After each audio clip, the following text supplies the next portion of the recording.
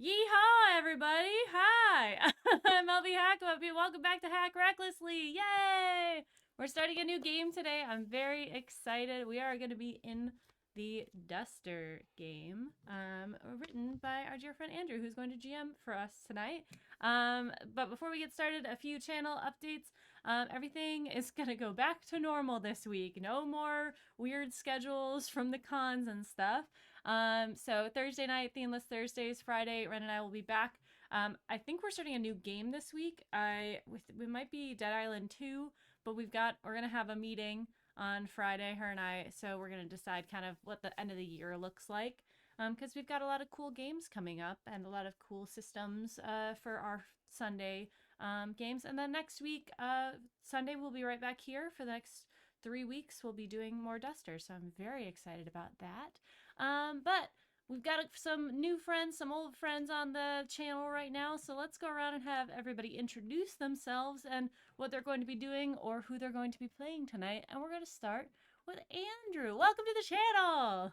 Thank you. My name's Andrew Orvidal, and I'll be playing the Game Master. I'll be calling for roles when they come up. I'll be portraying all of the characters that these characters will run into, and hopefully remembering the voices from session to session. That is the struggle. All Yeah. right. Next up is Rachel. Hi, I'm Rachel Elizabeth, with a Z in the middle of 7S, and that's Raven. And she apparently has an opinion about me speaking. I haven't been doing much on the internet recently because I moved. But tonight I am playing Bubblegum, whose specialty is Rambler. That is me. Hi, everyone. I'm Val. You can find me at the Kraken's Crown, mostly over on GGK. And tonight I will be playing Backfire, who's the Slinger. Hello, everybody. I'm LB, and I'm enjoying whatever Raven is doing over on Rachel's screen. Uh, but I am going to be playing Adeline. She is the conductor, which is part of the new, or is it out yet? The new Oh no, add-on to this is Duster. there'll be some Ooh, expansion stuff that's not out yet that we're gonna be kind of sneak Wow. previewing slash play testing hell yeah! in this game. Very So cool. that's me. And I am Harlan Kelly. I almost said, and I'm the dungeon master of this game, and I play everybody else, which is my intro on ours. And I almost came out of my mouth right there. You did say for Um, 5 years straight, so yeah, you can be forgiven. yeah. So I'm a player in this game. You can usually find me DMing Spelljammer over on Better Than Heroes. We wrapped up a 5-year campaign, so you can check those episodes out on YouTube. And yeah, Better Than Heroes. You can find us everywhere. And tonight on these episodes in this campaign, I'm playing a brawler of sorts. Her name is Guts, and she's got knives. Love it. Amazing. All right, take it away. We're gonna begin this new game. All right. So yeah, we're gonna be playing my game Duster. This is the second printing cover. That's why it looks different than LB's. But this is a game of gas punk adventures in kind of a apocalyptic Post-pop. wasteland. Post pop wasteland. Yeah, this is a game I released a few years ago. It's set hundreds of years in the future where people have kind of rebuilt North America with a kind of like Western aesthetic. So it's a little bit sci-fi, a little bit post-apoc, and a little bit Western flavored. Um, and yeah, the game will use 2 regular D6 when we're rolling. And so, just like with any other RPG, there's some skills, and I'll call for skill roll, and you'll roll. And we can get into that once we're rolling and kind of explain to the viewer what's happening.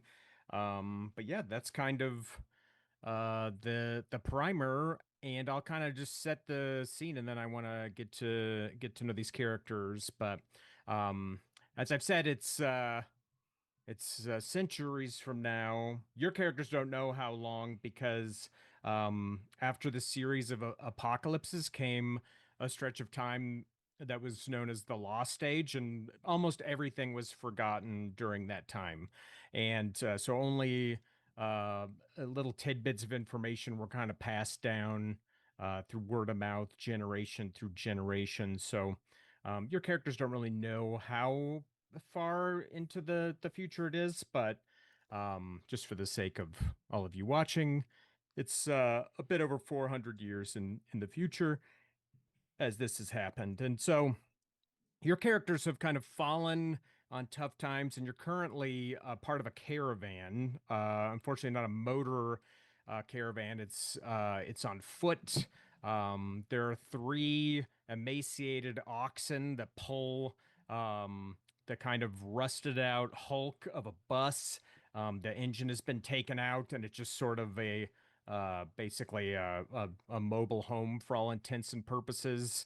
The oxen's legs are kind of wrapped in kind of iron studded leather armor, and they have like barbed wire wrapped around the armor to try to keep animals from attacking them. And behind the bus, chained behind the bus, is a wagon, like a covered wagon with wheels and wooden sides. And people kind of just walk beside the caravan or take turns kind of riding in it.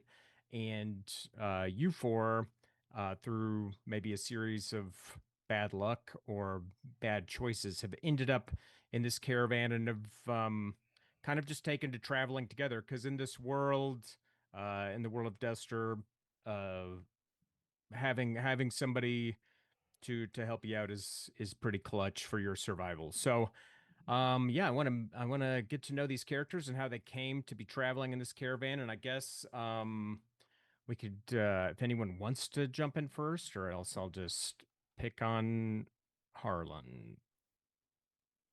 Are we Does picking on me? anyone want to? Okay. Yeah. I can just go. Yeah.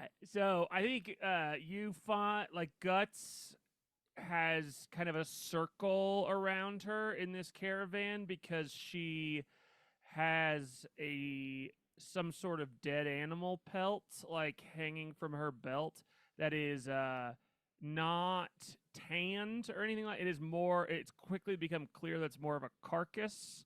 Andrew, what kind of animal is this? What looks like a common can it be, I don't know, you tell Rabbit. me. A rabbit? Yeah. And it's like a gutted rabbit, but it is not like dressed for meat or anything like that, and it smells bad. And she has some pretty like stained clothes on, with like this little hood that kind of drapes over the top of her head, and some pretty raggedy shorts. And she has a belt of what looked like knives with various handles that were not things that are supposed to be handles. One of them is definitely a bone. Things like that, like scraps of metal with like some tape around it. And she has like hair that's horribly cut, that has been like hacked, but it's like kind of like sandy, dirty blonde. And she's just kind of going, "Yep, mm-hmm, I agree." Every once in a while. To no one, just to nothing. Yeah, yeah. I mean, she's clearly talking to herself. She's not like Great. talking to somebody who's not there. She's talking to herself. Amazing. Great. And I believe your player's specialty was a brawler. That means somebody who's real good at physical violence. No need for guns. Someone who maybe they fight in like the knuckling pits. Maybe they get room and board for protection for more powerful people. But that's a brawler kind of makes their way in the world of Duster kind of like fists first. So how did Guts end up traveling with this caravan kind of traveling through the middle of nowhere here, very slowly, painfully slowly. She got rightfully accused of grave robbing, and somebody from our crew definitely like she got ganged up on by a group of people who like when she was grave robbing, and she kicked all of their asses. Like you saw her like fight a bunch of people at one time. but she did get run out of the town. Wow. Great. Amazing.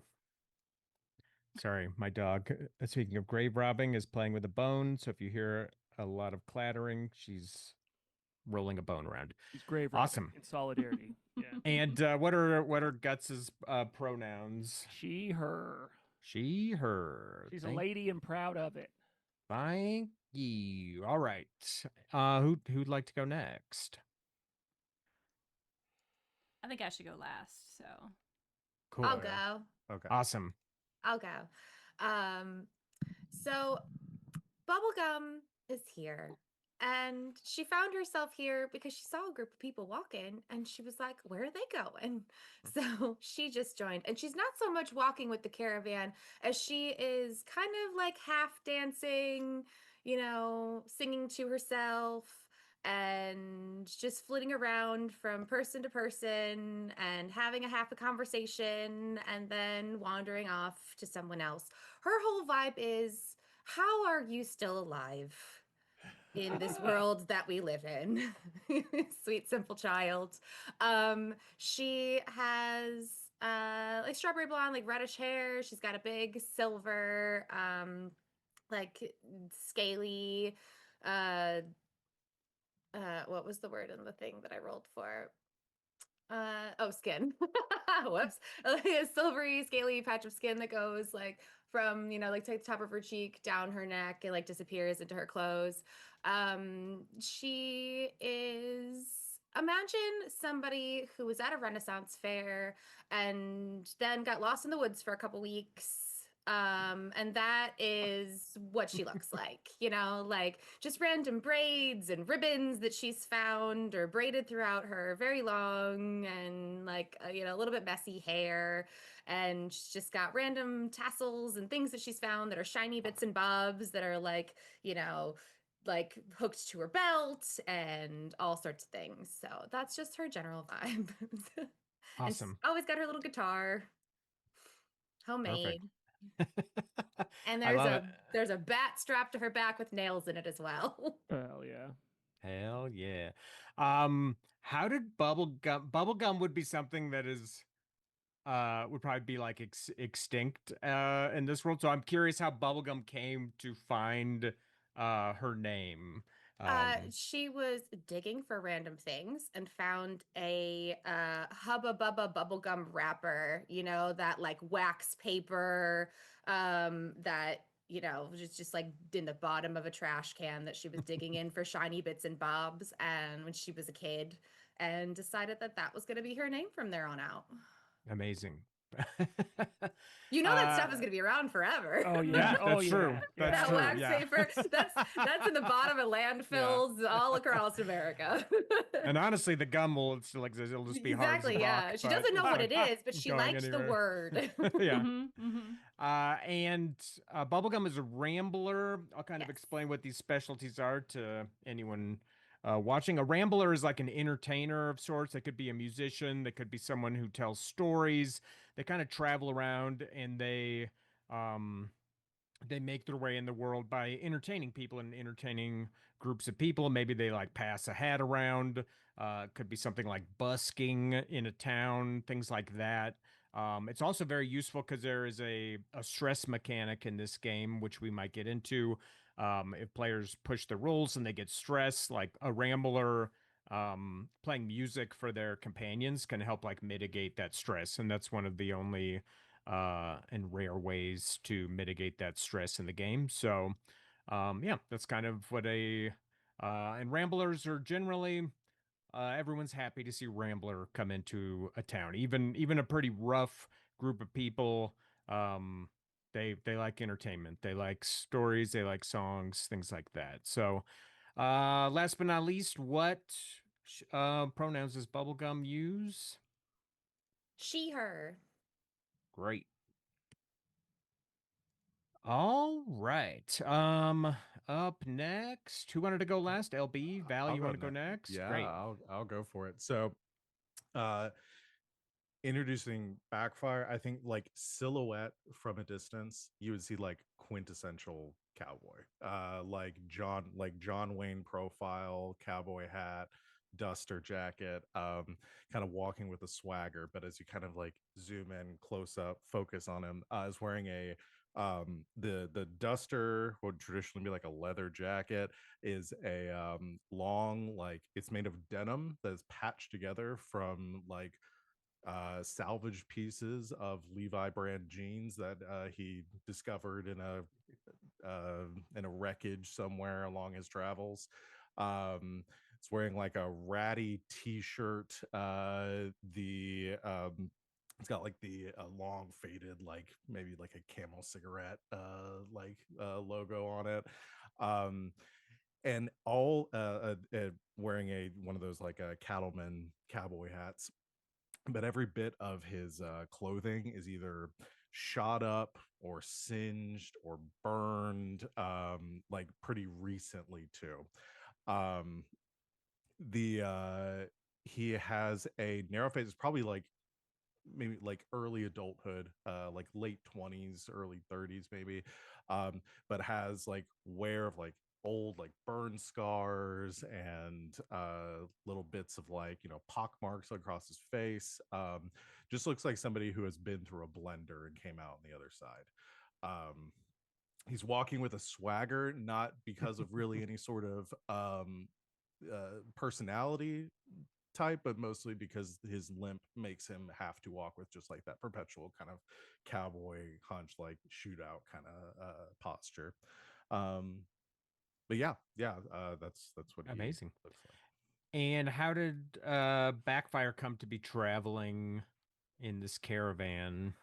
I think a comical and tragic series of events, gets involved with one group. Like probably was on a caravan a couple years back. They get shot up. He gets taken hostage. Everyone else dies. He ends up falling in with some outlaws. They try to rob another group, maybe another caravan. They all get shot up and dies. Basically, like a train of like death and destruction that he is just barely making it out of by the skin of his teeth each time. And this is just the next in a series of dominoes of terrible and events that he's found himself in, and it's just like gloomy, just waiting for the other shoe to drop with each step, as we're making our way. Perfect. And a slinger is short for gunslinger. This is somebody who's no stranger to the art of gunplay, even though bullets can be mighty rare in the world of Duster. Slingers, kind of similar to brawlers, can make their way as a hired gun, through robbing folks, things like that. There's also slingers who are just trying to become kind of legends in their own right. They get involved with showdowns, which are just quick draw contests. Which, if we get into one, we can get into how those go down. That's probably one of the most dangerous activities a player can do, because you can just instantly perma die as a result of those. But yeah, that's kind of what a slinger is. You kind of don't really, when you see somebody with a gun on their hip, you don't really know if you get called out into a showdown, you're kind of pinned into it. So people sometimes will give a slinger a wide berth. And what are Backfire's pronouns? He, him. Hey, Ham, thank you. Great. And last but not least, LB. Hello. Adeline is a small frame. She's fairly young, probably 23, very pale, which is odd, but she wears a very large cloak that covers most of her. It's kind of an tied together of a lot of different flannels. So it's quite colorful and it looks a little silly. It's very oversized on her, but it covers her basically from head to like her knees. And she avoids the sun when possible. She's got sort of a short cropped hair that is like a mousy brown, that really does not look good against her very pale skin. She's pretty quiet in the group, but very kind. people might think that she's a little weird, in that because she is so quiet. Um, but she does have some tics that make her seem more strange, as she sometimes speaks as if she's speaking to someone else, or she is sure, her personality might change suddenly, um, and then she'll apologize and kind of go back to normal. Um, but for the most part, she kind of keeps to herself. She has a large spool of rope on her back that, as she's walking, she's kind of practicing knots and making shapes out of. And she has been known to wrangle a few things in her time, as she is a roper as part of her one of her skills that she has. So she is very good with a rope, and likes to show it off to the young people, if she needs to entertain children for whatever reason. Yeah, Awesome. that's her. Love it. I love that rope talent. We'll get into the talents in just a second. But how did Adeline find herself with this group traveling along? I think for most people, it was seemed very odd that she decided to do this. It was kind of just a split second, like, oh, you're going, I'll go with you, sort of thing. And I think she likes to explore, is one of the things. It likes to see new places, and as part of her specialty, there is a reason for that. She likes to meet new people, but not necessarily ones that everyone can see. Nice. Hell yeah. And Adeline is a conductor, which is a new character specialty. It's not in this core book, but it will be out in an expansion that's right around the corner. Um, I don't know what surprises to spoil with the conductor, but is has Adeline told anyone in this convoy about her unique abilities, or is this something that she's kind of kept to herself? I think if she has told anyone, it was probably backfire, because I don't think Bubblegum can keep a secret, and Guts seems to be. Bubblegum would tell everybody, don't you give me that face. And Guts is too unpredictable to not say something. So Backfire might know a little bit about her, as she maybe was saying something and she was like, oh, I was just talking to Silly. Like, don't worry about it. Cool. So yeah, a conductor can talk to what are called shades, which are like the imprinted consciousnesses of people long ago. A bit of years from now, but many hundreds of years in the past for you, and these consciousnesses have been kind of imprinted with this mild kind of radioactive signature that has given them a half-life of like 10,000 years. And a conductor can not only hear these consciousnesses, they can talk to them, they can also become possessed by them, and it changes their abilities and the things that they can do. So it might seem like Adeline could talk to ghosts, but they are not ghosts as we know them. They're kind of just ancient snapshots of people's consciousnesses, long in the past. So yeah, so Adeline has that. And what are Adeline's pronouns here? She, her. She, I did have a her. question though, Hit it. because these are slightly radioactive beings. Does that change my ghost hand? No, they're too mild for that. Okay. Yeah, ghost hand is the level of radiation that these characters might take. All of these players have a starting level of ghost hand. Did anyone roll like crazy bad? I guess I don't. I'm just curious. Not on my Anyone? ghost hand. Okay. Yeah. Oh no. What would you call crazy bad? Max 7.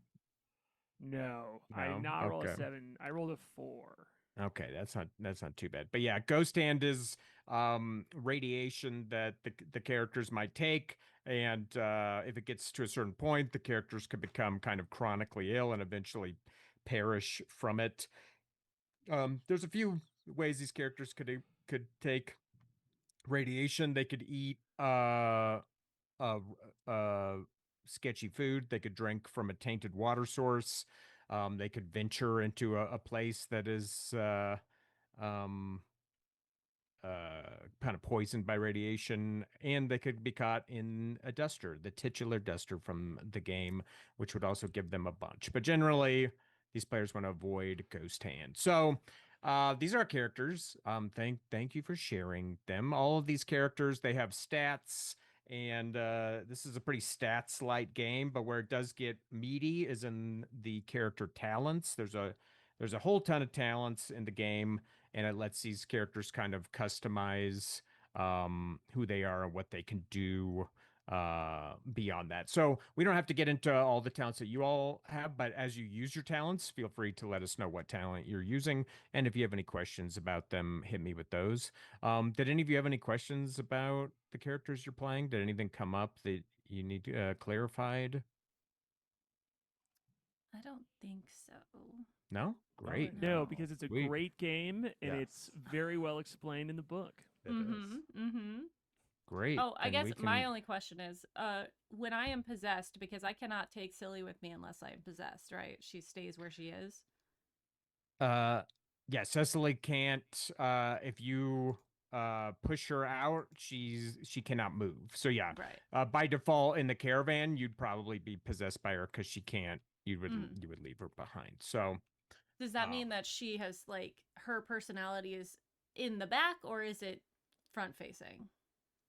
it's kind of like co-piloting, but if she you two can kind of like jockey for control over the things you say or the things you do. There'd be like contested roles, but Okay. generally she's just kind of a passive co-pilot. I guess we can kind of get into the shade you're traveling with right up front here. You Adeline has a shade currently with her named Cecily, who is the consciousness of an 11-year-old girl. She was imprinted through this process hundreds of years ago. She has no idea what happened to the kind of waking, alive Cecily all those years ago, but she's kind of a snapshot of 11-year-old Cecily's consciousness, and she was just left alone in a rotting house for a very, very long time. And then during the Lost Age, during this terrible, dark time, a family came and sheltered in that house, and she was able to talk to the mother of that family for a time after being alone for so long. But shortly thereafter, another group of people came and killed that family, and she was left again. She was left alone again for centuries until Adeline came by. So Cecily is, it would be fair to describe her as terrified to be left alone again because she spent just, so long with no one around and no one to talk to because she can't talk to everyone. She can only talk to conductors. Only conductors can hear her and speak back to her. So, yeah, she's very risk averse. She's very nervous about being left behind. She's got to be coaxed into leaving Adeline because she's more vulnerable to be left behind when she leaves. So yeah, that's your passenger. So you've got two people, at least two people in the caravan who seem to talk to either themselves or somebody who's not there. Yeah. Guts is probably great cover for you because Guts is always talking to herself and there's nothing going on there. Mm-hmm. Yeah, yeah. Comparatively, I'm sure there was a conversation of like, "Oh, who are you talking to?" And you're like, "Oh, just myself." And I'm like, "Oh, okay." Yeah. Like you think you found Yeah. another one, but I'm like, no, I'm just talking to Guts. Me and Guts. Yeah. and Cecily can sense the presence of other shades, and Mhm. yeah, she's told you there is not another No- shade nothing around, going on and there. Guts. Understood. Yeah, it's Nothing a going on in here but one-way Guts. connection. Love that. So yeah, in this caravan, I'll kind of give you a quick breakdown of who's traveling with you. The caravan is led by this old timer named Y, spelled W-Y, and he's this caravan has been his life ever since he was a young man, just kind of traveling. The oxen are his, and he lets people travel with again under the the common wisdom that it's safer to travel in numbers than being out here in the open. There's no shortage of terrible things that can befall you, as Harlan will attest to, as we've been playing this game for the last 3 years, and I've punished them constantly. It rocks. So It's awesome. so why sort of the head of the caravan, and he's a bit upset because his hired guns left the caravan a few weeks ago because he just didn't have enough food for them, and the times were so lean that the people who were kind of working as his hired guns, they just up and left. So he's the caravan maybe feeling a bit more vulnerable, but also a reason why would be very happy to have someone like Backfire and Guts coming along. Any sort of added muscle, any sort of added threat would be useful. There's also an old woman named Meb who used to be a wrench, apparently a pretty popular wrench. That's someone who is good at fixing things, especially vehicles. But her hands now are just sort of these like curled claws, and she can't really do any wrenching work, but she knows about the work that needs to be done. And one of the axles in the bus that is pulled by the oxen is cracked, and it could break at like any minute. So this is kind of adding to the stress of your journey. Is this the ominous creaks coming from that axle? But she can't fix it, and you don't have a replacement axle anyway. Then there's a young man named Clint who's pretty tall. He kind of he tells stories of like fighting in some of the fighting pits and places like Black Iron City and Deadwater, but um, you would have noticed, especially Guts, he doesn't have a lot of scars on his hands for somebody who tells the kind of stories that he does, and it seems like he may be a bit more like posture than quality. And it's very clear that he's trying to talk his way kind of into being wise new like right hand man here in the caravan. Then there's a kind of a weird old timer named Jordo who makes no secret that he's a witch like. Yeah, I named him after our friend. Sorry. And my pet nickname for our friend. And he's a witch like. A witch like is someone who practices witchery. It's a sort of like folk magic in this world. And some people keep it a secret, and some people are kind of out with it, and he's pretty out with it. He doesn't disguise the fact that he's a witch like. He has a push cart that's just absolutely overburdened with like useless odds and ends, and he's pretty slow. He's always quite a ways behind the caravan, sometimes just a little kind of dot on the horizon, but he always manages to shuffle up. He also has like a really nasty kind of illegible brand on his left cheek that he doesn't talk about, and folks have like told you not to ask about. Um, then there is a younger woman named Sasha. She loves drinking. She loves drinking firewater. She's kind of like loud and um uh half drunk when she's not drunk, and uh if anytime a bottle is uncorked around like the nightly fire, she's just right there, like a bell has been rung. And Y has actually asked her to leave the caravan a few times even while you've been traveling with them, but she's sort of like begged and pleaded to stay, and each time Y has like caved. So she's managed to kind of continually talk her way into being able to stay, even though she doesn't seem to kind of help out much, and has been kind of drinking through your supplies. Also, there is newer problem. Someone's been pinching from people's packs, either at night or in the day, maybe when people are like foraging. Things have started to turn up missing, which has led to a lot of kind of paranoia and finger pointing in the caravan. It's kind of further soured uh, the atmosphere in here, and um, the common thinking is that Sasha might be the one who's pinching out of people's packs, but no one has caught her doing it. Then there is Chara, who is a woman who looks like maybe she's in her 30s. She has very close cut, kind of roughly close cut hair. Um, she's a driver, but her car was wrecked, so she doesn't have a car. Um, and she spends a lot of her time just talking about how she can't wait to get behind the wheel again and how it's kind of killing her to be walking and riding in this caravan. And finally, there's a grumpy old timer who's even older than Y, named Alfred, who has like a stubby shotgun on a strap, and he complains a lot, but he's also started loudly saying that if he catches anyone pinching his shit, he's going to end them. So, not the best of mood for traveling companions in this caravan.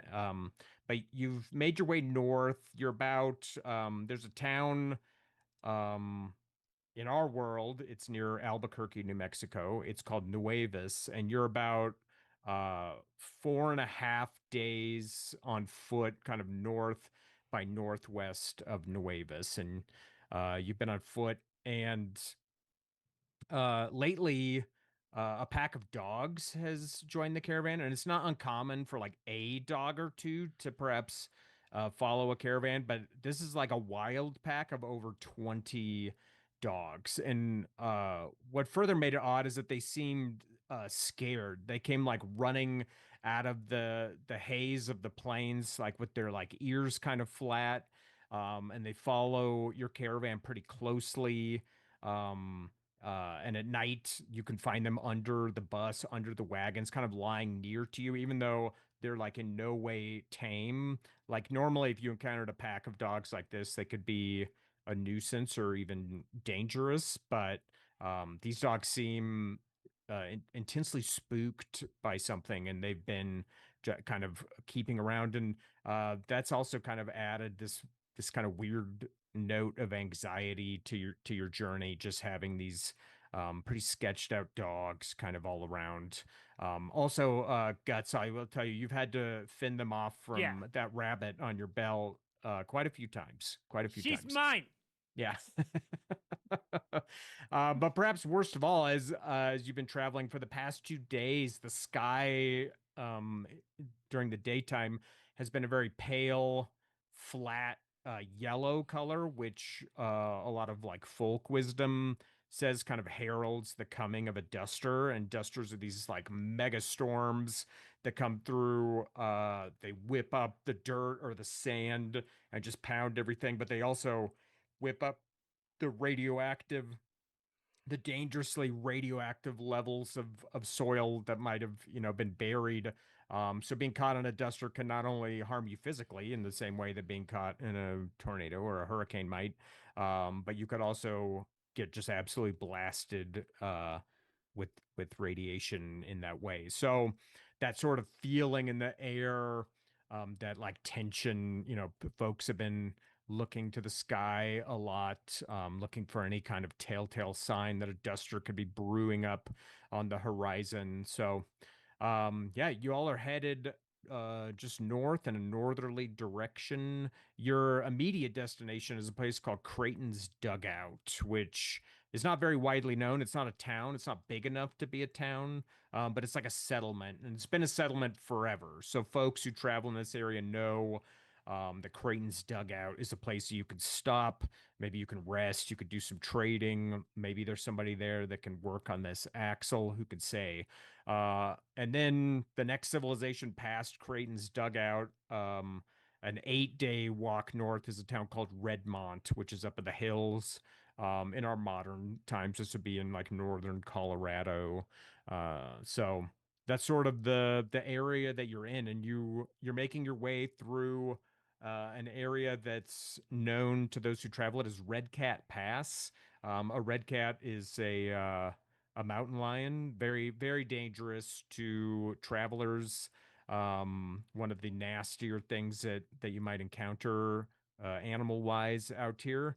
And as you're climbing the pass, there's all of these makeshift graves from people who you would guess have fallen prey to these red cats, and there's just these makeshift graves kind of piled up on here. And as the caravan kind of creaks through these rock walls, you could see a lot of the boulders and the rock walls of the pass are kind of pockmarked with gunfire, where maybe people were shooting at red cats that they saw. But it is kind of like late afternoon, but the sun isn't going down yet, and that's when the red cats really come out to hunt. So, while it is kind of sobering, it doesn't feel as dangerous as it might be otherwise. But I think I've babbled long enough, and now we can come down to where your characters are kind of walking along. If you want to tell me what you're doing as the caravan is creaking its way through Red Cat Pass. Everyone's kind of shuffling. Everyone's hot and tired. You expect to make Creighton's dugout by nightfall, and that sounds pretty nice. That sounds pretty nice. I think Backfire does what he's done every day, and like finds a moment to sell up to Adeline and just be like, "So, is today the day that I'm gonna die?" I don't know how many times I have to tell you, but I can't predict deaths. I can only see those. Well, they're not quite ghosts, but they've been. I don't think you quite understand what I do. You're like a psychic, right? No, not really. No, there are a lot of people who, back in the day, kind of put themselves in this. Well, they gave themselves the ability to kind of put their spirits out into the wasteland, and I can see those spirits. But they're not quite, all the spirits of the dead. I'm not a medium. No, you're pretty small. Mm-hmm. So you can't see the future. Backfire, I think today is going to be a great day. And I think that as long as you keep moving forward and you keep your gun at your hip and you keep your friends in your sights, you're going to do just fine today. All right. All right. Well, if any of your ghost friends tell me that, you can give any warnings, you just shout. All right. And Again, I'm they're just not gonna hit ghosts, the but deck. yes, I understand. All right. Bubblegum, are you any good at digging? Digging? Yeah, yeah. Are you much of a dig person? Like with the shovel? No, I mean, if you have a shovel, that would be great. Do you have a shovel? I don't have a shovel. You have. I mean, I kind of meant with your hands. They Oh, seem you got a little hand. I mean, they're small in my hands. They seem like they'd be good at getting in the ground, and they pick up things well. like dirt. Yeah, probably. All right. Okay. So I was wondering if you'd do me a favor. I think tonight I'm gonna go dig up a body. Whose body? Well, I don't know. There's a bunch of piles of dead people here, and they got lots of stuff. I mean, they got bones. You know, Do you think they have shiny things? we could sure find out. She like shakes a little bit and like all Yeah. the little like bits and bobs like rattle along like her belt and skirts. Uh, uh, I join you. Guts joins you, not quite sure what she's doing. And as she does like the rabbit wiggles, and she has to like shoo a dog away from trying. Like no, it's not yours. It's mine. Yeah, dog was Munch, what creeping about up for that munch, rabbit. Munch, munch. Yeah. Are you Bubblegum's, like, naming all named- of the dogs? But she doesn't remember all of their names. She just gives them all different names. It's Yeah. not any At each particular dog time. has a name. She just makes up a name as it comes up. Perfect. You're just Based Yeah. on the verb that they're Yeah, doing. I just love whatever. It. Yeah, whatever they're doing, that's what she names them. But it I love sounds it. like she's named them all, but nobody's quite probably figured out unless they're like really good at clocking the different like scars and things on the dogs that she's not actually naming like the dogs. This is exactly Amazing. how I name fish folk in our D&D game. Exactly the same. Amazing. Guts, give me a focus roll, and I'll tell anybody watching who might be curious how these rolls work. The characters, there's 3 different kind of energies, like core energies. They're mental, physical, and emotional. And if a character has a modifier in the core energy, they add that to their roll. They're rolling a 1d6. And if they're keen in the skill, they roll 2d6 and they take the better of the 2 rolls, which is, basically like rolling with advantage. So there's 9 skills in the game. There's focus, memory, and tech in mental. Then we've got force, reflex, and coordination in physical. And then in emotional, we've got persuasion, deception, and intuition. And one of the weirder things in this game, it's not that weird, but sometimes people think it's pretty weird, is anytime you make like a skill test or a test in combat and you roll that 1d6, if you roll a 1, you subtract 1, so it's effectively 0. And if you roll a 6, you add 1, so it's effectively 7. And that seems pretty weird, but I'll just explain real quick. We did that because when we just use 1d6 as the dice, it's so narrow band, it just adds a little depth so that a critical fail feels more like a critical fail and a critical success feels more like a critical success. And especially when contested rolls, it could be a way so that you can beat a tough adversary, something like that. So it seems a little weird, but it becomes second nature pretty quick. What'd you get on that focus roll?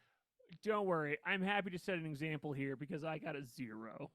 So you rolled a 1 and got a 0? That's Great. right. Yeah. Happy to show off the tools of this game. It That means feels the so next right. one will be a 6 and Yeah. be a 7. We'll get to show off Yeah. those sides of it. Exactly. That's exactly what's going to happen. So yeah, you don't see anything of note as you are Bubblegum. You can make a focus roll too if you like, because you're standing next to Guts, who's kind of turning in a circle. I'm now too busy growling at the different dogs that are following me. Yeah. I'm like, no, Well, I am keen in focus. So yeah, you get to roll twice and take the Okay. result you prefer. Well, that was a 6. I don't think I'm gonna Wait. roll better than that. Wait. Great. Also, if the characters want, they have luck, which is a resource they can use to reroll any roll in the game. They can also push a roll in some circumstances and roll again, but they take stress to do that. So with the 6, you see not too far from Guts, you see kind of a cloud of black flies. There's a dead red cat kind of slumped over some rocks, and it kind of blends in with its natural camouflage, but you can see there's a big old dead red cat up on this tumble of rocks behind Guts. Bubblegum kind of tugs on her sleeve. Guts, What's up? is that the kind of body you're looking for? Oh, hell yeah, she says and goes over to it. You're great at this. You would make a great grave robber. She was Bubble. literally just spinning around in circles, not actually paying attention. Yeah, but I love Guts it. and Knockout, she's like, you're. This But her is whole why we're vibe friends. is, how are you alive? And it's because she's lucky. Yeah, exactly. Incredible. I love it. Yeah, there's a dead red cat here. It looks somewhat fresh. The critters and vultures haven't been at it too much, but you can see it looks like it's been shot several times. You can see the four bullet holes in it. It's like, I got some questions for it. Guts says, I got some questions for its body, and starts cutting it open. Ooh. Great. Yeah. That is concerning. Yeah, some of the other folks from the caravan are kind of watching. Although correct me if I'm wrong, Guts, you've probably done this to any corpse you've come across so far, right? I would say she's particularly not any, because she learned her lesson that she needs to do human dissection outside of the vision of other people. She doesn't know, but she feels like, one, she's not going to get this opportunity again with the red cat, and two, she understands that people get less weird about animals with her. So she's primarily trying to extract its vocal cords. Oh, wow. Great. Uh Give me a coordination roll and see how well you can remove the vocal cords for this. You know how you As- said I was gonna roll really well? I rolled another 0, baby. Hey. Um, yeah, yeah, because maybe she's like, I've heard they can yodel, and I want to see what does that. I want to see what's inside of them that does that. I love it. Yeah, you go. Maybe this is the first red cat corpse you've ever come across, and Absolutely. most people don't. Not too common to come across a red cat corpse because they're pretty dangerous and very sneaky. And you're trying to get the the vocal cords out, but you just kind of absolutely botch the job, and you're for all intents and purposes just cutting a dead throat, and a shadow falls over you, and the tall young man Clint, who thinks he's maybe a brawler himself, is kind of standing over and looking at it and like sucking on his teeth, and he's like, "You can't eat red cat, you know. I can Makes you eat. sick." I can do whatever the hell I want. All right. Well, if you eat it, you're gonna get sick. All right. Well, if you eat me, you're gonna get sick because I'm gonna stab you from inside of you. All right, Jesus. He like backs up. Do you want to fight like, about it? Do you want to fight as about you're it? just destroying. But yeah, you're unable to get the any kind of vocal cords out. But you did make a mess of the body. Okay. She's now just like tugging on the head, and she's like, "Bubblegum, come help me." Oh, okay. She just stands there.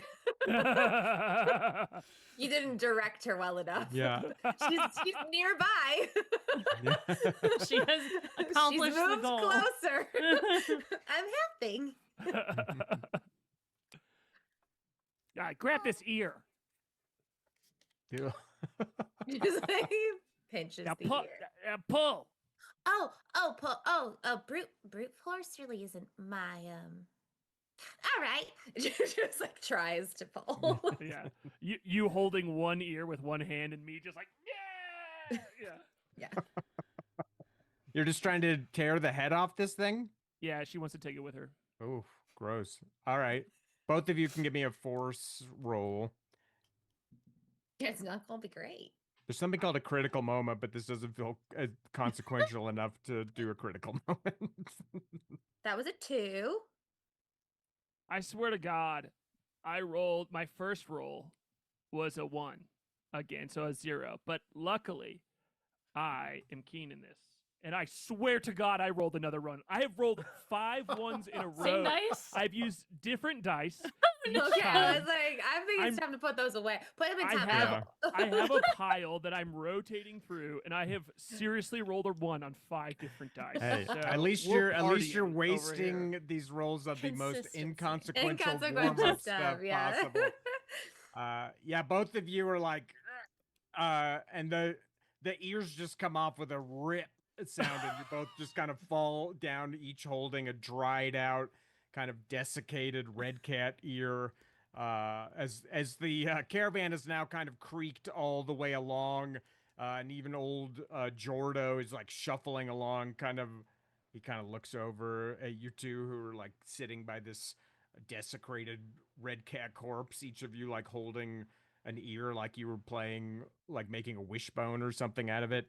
But he just kind of gives you a sideways look and keeps like shuffling on, as the caravan has kind of crested the pass here and is starting to descend on the other side. Bubblegum will like pluck the other ear out of Guts's hands really quickly and like pull like a little metal like loop off of her, many random things that are on her belt and like pierce through both of them and then hook it next to her rabbit. Nice. That's what Thanks. you wanted, right? You're a good friend, she says, covered in blood, like blood now.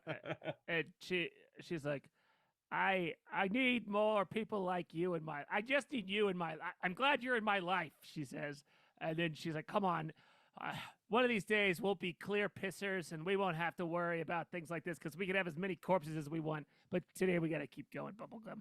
I don't really want that many corpses. She's like following along. That's not really my.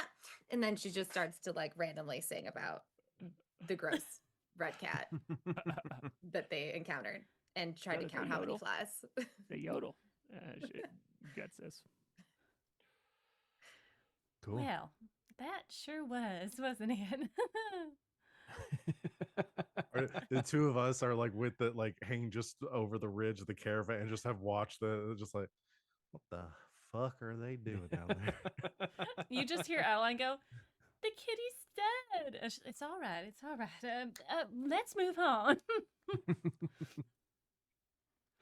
Cool. Yeah, as you come down the other side, you can see coming down this pass, you can see on to your left there's some rocky hills, and beyond those kind of some mountains through the haze, and then there's just like the wasted plains kind of stretching out to the east and the Mhm. north, and kind of immediately below you, you can see down this winding path that comes down the pass. Is Creighton's dugout. It's hundreds of years ago, it was a lake next to a bluff, and now it's a dirt bowl next to a bluff. And there's a collection of rusted out cars. There's shacks and sheds and tents, things like that. It's too small to be a town, and it never has been a town because uh, Creighton, who is no longer alive, was like a kind of famous jerk to deal with. So the settlement never really grew. And when he died, his only son took it over, who simply called himself Cray, just shortened his dad's name. And Cray is just as famously cranky as his father was. And so Creighton's dugout has never really thrived as a town, but it is a place where folks can stop. And you can see there's a few little wisps of smoke coming up from maybe cooking fires, something like that. Down below you as the caravan begins to make its way down this pass here. Adeline's gonna kind of jaunt forward to talk to Y, and she's gonna say, "Should we be worried about the red cats coming down into the town at night?" He kind of glances back over the pass, and he kind of shrugs. He's like chewing on a thick blade of grass, and he's like, "Nah, there should be enough fires and whatnot, but be careful if you go out to piss. Don't go too far into the dark. I'm sure I'm sure plenty of folks have been taken from the dugout, but hopefully we can stay just right down in the middle with everybody." All right. Is it odd that one was dead? I mean, I know that they're very troublesome and effective at killing. Mm, no, I think that's good news for us. If anything, maybe it's made the other ones spooked. Maybe they've moved on. I don't know. One less thing to worry about. If nothing else, that that crazy one trying to rip the head off or whatever she was doing should give him a second thought to messing I, with anybody. I do believe she gives everyone a second thought. Well, good. If there's anything in between, let me know. Will do. Hopefully, there's somebody there that'll trade for work on the rig here. And he like pats the bus. He's like sitting on a kind of a bench, like a shotgun bench, holding the Mm-hmm. oxen's reins. Yeah, I was worried that it was going to break down in there and we were going to get stuck and have maybe an encounter, but that's good that we didn't. Well, I've had pretty good luck so far, all things considered. He kind of glances up at the yellowish sky, um, and looks down at Creighton's dugout, which is not really shelter. Would not be shelter necessarily from a storm, but Mm-hmm. maybe better than nothing. Yeah, I was hoping that we could get to was it Nuevas, Nuevas as soon as possible, because that will offer us, if there is a storm coming, that'll give us a little bit more protection, right? Yeah, Nuevas is actually south of you. You've Oh, you've ventured that's where we away from came it. from. So I've the left next it. town would be Redmont, yeah, which is like 8 It's days 8 days away. Oh boy. north of where you are. Mhm. Yeah, yeah. So if you were Okay. gonna be headed toward a proper town, it Mhm. would be Redmont up to the north. Okay. Never mind what I Yeah. said. Sometimes I Yeah. say silly things. No worries, no worries. If you want some help, I was going to ask around when we got there and for some, requisitioning some supplies. So, I can see if I can help with that. That's a good idea. Don't have much to trade myself. There've been pretty lean times, but there's usually pretty good trading here in the dugout on account of there's nothing else around here. And it looks like there's plenty of folks down there. He kind of motions to the plumes of cooking smoke and stuff like that. Oh, well, good. I have something that I could trade. Maybe would help, but hopefully it's enough to get us this axle fixed. I'm not quite sure how expensive those things are. Oh yeah, what's that? Well, she kind of like looks around and she pulls out like an old piece of tech that she's got. And she's like, I'm not quite sure what it is, but people seem to be very excited about tech like this. And what is this thing that you're It is a pulling up? piece of old granded tech. At Grandetek? Yeah. Granded tech. Something Right, from right. the. Yeah, go ahead, Harlan. No, you're in charge. You go. No, you also. I know. Yeah, I just no. got excited about it. uh, the old granddads are what the people in Oh, your world granddad. call the people in our world. The people from before the Lost Age, they refer to as the old granddads. So if somebody says they have something from the old granddad days or they know something of that, they're talking about a time very much in the past. Your Mhm. shade, Cecily, she's from the old granddad days. Mhm. She would tell someone. So yeah, so if you have, this would be something that you probably rolled for in your starting loot, Mhm. right? Yep. Awesome. So yeah, this would be something that you came across. Maybe you came across it in the house where you found Cecily, but you could wherever you came across it. It's Yeah. something very rare, and to the right person could be very, very valuable because it is this little glimpse into the past. Does Cecily know what it is? Excuse me, I've got 1,000 burps. Okay. Sorry. Because you rolled so high in the burp chart, Yeah. Andrew. Yep. Yeah. Yep. It's because I've been drinking seltzers nonstop. Yeah, Cecily knows what it is. And she's tried to explain it to you. It's for a beauty treatment. It's for like a microabrasion beauty treatment that is Mhm. like completely alien to this time. Mhm. All of you have skin like baseball gloves and you live outdoors. Like this idea that people would go and spend money and undergo this like treatment on their Mhm. skin.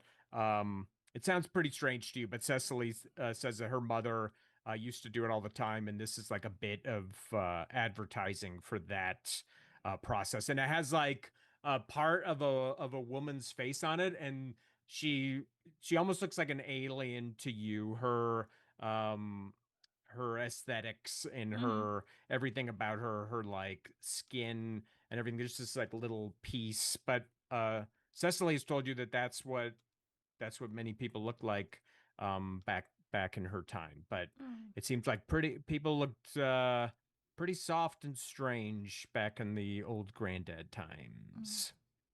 Yes, it was something about some sort of red light, hyper something, technology therapy. I'm not certain, but that's what I think it is at least.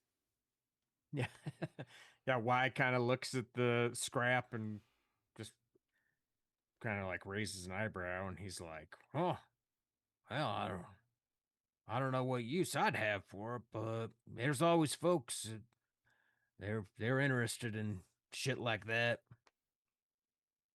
Well, if it's gonna be useful, I don't mind trading it. You've given me so much, and I would like to continue on, and I know that some people cause problems, and I'd like to be not one of them.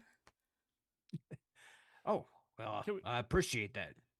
Can we What's cut that? over to me and can we cut over to me and Bubblegum just for a tiny second so Guts can say, Bubblegum, I was thinking about causing some problems. What do you think about that? Yeah, now that you have even more dog toys on your belt, like there's even more dogs kind of running and like lunging at you and snapping at you. Yeah, I think. Wait, well, more so. Yeah, Guts is like, Bubblegum, I feel like I'm currently causing some problems. What do you think about that? As I'm like kind of being chased by these dogs. Yeah. I love it. Bubblegum's like chasing after the dogs, like trying to like shoo them away, but like barely trying to shoo them away, like more like pointing at them and like naming Yeah. them randomly, like What are their teeth. names? Oh yeah, Yeah. we've got teeth and chomper and toenails and like we're just One's just named Cat. scruff. Yeah. Yes. Yep. And Teeth Raven toenails. back It's so there. funny. You're just naming things you could see currently. Yeah. Yes. Yeah. She's not smart. Well, we're in trouble. Who is so far? I love it. I love it. I love a Hi, crew of she's dum Am dums. I the very intelligent one? lucky. I am Yeah. the intelligent one. Yes. You are the intelligent one. Yeah. Let's Yes. go. You're the smart one. I'm the very lucky one. I love it. I love it. As you're all winding your way down, it's even slower going because just a series of switchbacks, and the three emaciated, exhausted oxen are taking their sweet time, and there's a lot of braking involved so that the bus and the wagon don't traffic jam down and crash into everything. But yeah, you're making your way down through the shadows here. And as you're making your way down, backfires, you're walking along side the wagon. The old woman Meb, who's just kind of lounging over the side of the wagon. She's smoking some leaf, which is it's like tobacco. It's like what you all would call tobacco. She's smoking a bit of leaf, and she's just kind of looking at you. And what kind of gun do you have, Backfire? Backfire has a 6-shooter. I believe so. Cool. Hold on, let me check. Yeah. Yep, a 6-gun. Sweet. Left side. Classic. Been empty for the last 3 months now. Amazing. Amazing. I did not get any Amazing. slugs in my starting equipment. so Incredible. no ammo. Incredible. I love it. I love it. But it role looks play right there. intimidating. And Yeah. that's what he's been banking on for Yeah, very yeah. long. People don't know it's empty. Yeah. You know? Yeah. Yeah. I love it. I think starting guns actually come loaded, but we can say Oh, do they? I would love the lore that it actually is that you've fired all the bullets would be I'm totally cool with that. That checks out. Shout out. amazing. Cool. So yeah, she's kind of like looks you over and the 6-gun. She's just kind of looking at you through the smoke, and she's like, "You ever shoot anybody with that iron?" Will I be carrying it if I didn't? She kind of cackles in the smoke, and she's like, plenty of folks do." She kind of gestures to your singed clothing with all the holes in it and everything. They're clear like bullet holes like through the Yeah, sides. yeah. And she's like, "I'm just saying, you look like you've been through it, not like you've been doing it to anybody." Like kind of squares up with her for a second, and I think is going to like do some of the Wild West like gun trick, like twirl the gun around, like Hell yeah! try to Give me a coordination roll. Let's see. I love it. perfect. Stunt on him. Stunt Uh, on him. So I've got a +1 physical, so that means I add 1 to any of the physical. Yeah. I have So right when now? you make Okay. a physical roll, you'll add 1 to it. If you're keen in coordination, you'd roll 2d6 I and you am choose not. it. Cool. All right. Well, so roll to 3, so that's a 4. Great. So 4, that's perfect. Perfect timing.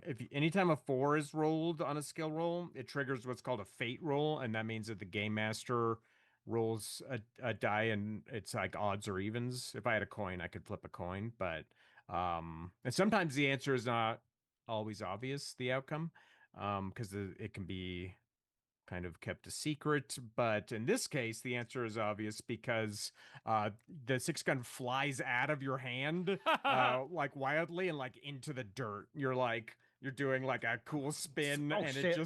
it just helicopters right out of your hand Right. and plops into the dirt.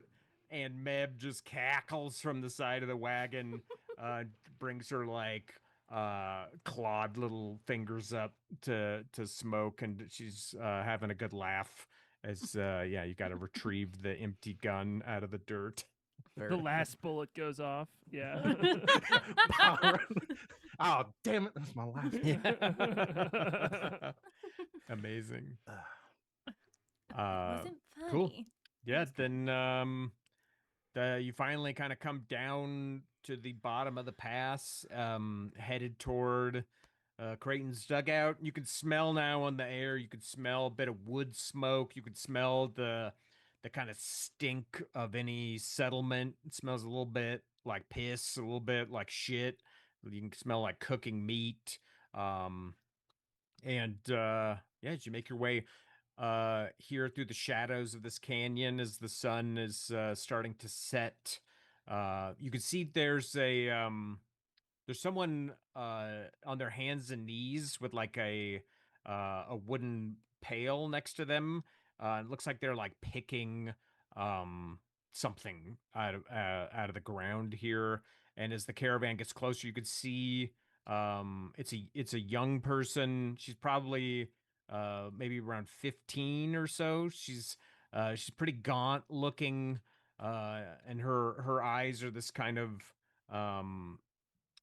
like flat, kind of gray color, and she's picking up these vines that make these thorns that are like the size of grapes, these like goat heads. I don't know, maybe some of you have this in real life in where you live, but they're these like thorns, these huge thorns, and they grow on the underside of these plants. And she's picking up the plant, and she's picking the thorns and putting them in the bucket. And you can see she's barefoot. She has some thorns stuck to like the sides of her feet, and she has the occasional thorn stuck in her arm. And she just kind of like pauses as the caravan is like creaking through, and she's just like staring at it going by, as just kind of taking you all in with a kind of mild uh bit of interest. Hi. Hello. She doesn't even like reply. She just kind of watches you each go by and like sees the dogs she kind of like curls back as some of the dogs like run by her. And one of the dogs gets like a thorn in its paw, and it's like trying to like tear it out with its Aw. teeth. Um, and yeah, she's just kind of looking at you. And you hear Cecily. Cecily talks to you internally, uh, Adeline, like in your head, and uh, you hear her. She can like see through your eyes, and she's like, "How old is that girl?" I would say in her teens, maybe older teens. So just a little older than me. Mm-hmm. Why is she so? She looks ugly. Why is she so ugly? Well, that's not very nice. But I'm sure that she's been through a lot. This is a small town. They probably don't have a lot of food that comes through. And also she's playing with some sort of bramble that probably has cut her up a bit. Hmm. That's what I would look like if I'd grown up. Oh, no, I'm sure you've been very beautiful. You are a beautiful young lady. Hmm. She like doesn't seem very convinced. She's like, hmm. Where's her mom and dad? Well, I'm sure they're in the town. As you know, there are some children who grow up without parents, though, and they do just fine, normally. Perhaps we'll meet them on the way in. Hmm. And the girl just kind of watches you go by and then just kind of sets back to picking out these thorns uh, from under the weeds. And as you are uh, close enough to the town to like start to hear sounds, there's a terrible kind of creaking and like the sound of metal cracking and then like splintering as the bus lurches and the axle breaks and it grinds and Y's like whoa whoa whoa, he's trying to pull the oxen up as they're still kind of like pulling on the bus and the whole thing kind of groans and rocks as the axle is breaking underneath it. And he pulls the oxen in, and the bus like falls forward and on its like right side, kind of like in the dirt. It doesn't fall. It doesn't tip over on its right side. It just falls kind of down on onto the front wheels. And you could just hear Y kind of like cursing a blue streak up front. But you are close to the dugout. You can see the shacks and the sheds and everything. And Bubblegum, as you're kind of like dancing around, traipsing along here, you I won't make you roll for it, but you you have to like dodge. There's just like piles of like puke like all over. You're like, oh, it looks, it's not strange to see some vomit in a town, especially, in the alley next to a saloon or something, but there's like there's a lot of it out here. Um as you're getting close to the town. It's, not the best place to dance through. Becomes like a game of hopscotch. Yeah. It's like- Mm, mm. Love it. Backfire hit the dirt as soon as like the noise from the bus happened. Like dropped to the ground, hands over his head, just like Yeah. assumed Bubblegum gunshots. dances over and like taps him on the shoulder. They shooting? No. Bus crash. Right. I tripped. All right. I'm Love gonna it. go stand near Guts because I think that smell is a little bit better than the vomit smell. So Adeline kind of saddles up next to Guts. Um, seems like there's a lot of nonsense going on here. Yeah. Insides are out. Right. Yes. That's my specialty. That's why they call me Guts, because I get the insides out. You know. Right. I've seen. And that's, she points to the vomit and she's like, that's some inside out right there. Mmm. It's very smelly. It's gross. Yeah. Smells real bad. Mm-hmm. I like your ears. Thanks. Bubblegum and I plucked them off. I saw. Oh, yeah. I tried to get the head. I would have given you the head. Ooh, that's all right. You don't have to give me anything. That's I'll very give sweet you of you. anything. Oh, well, okay. Okay.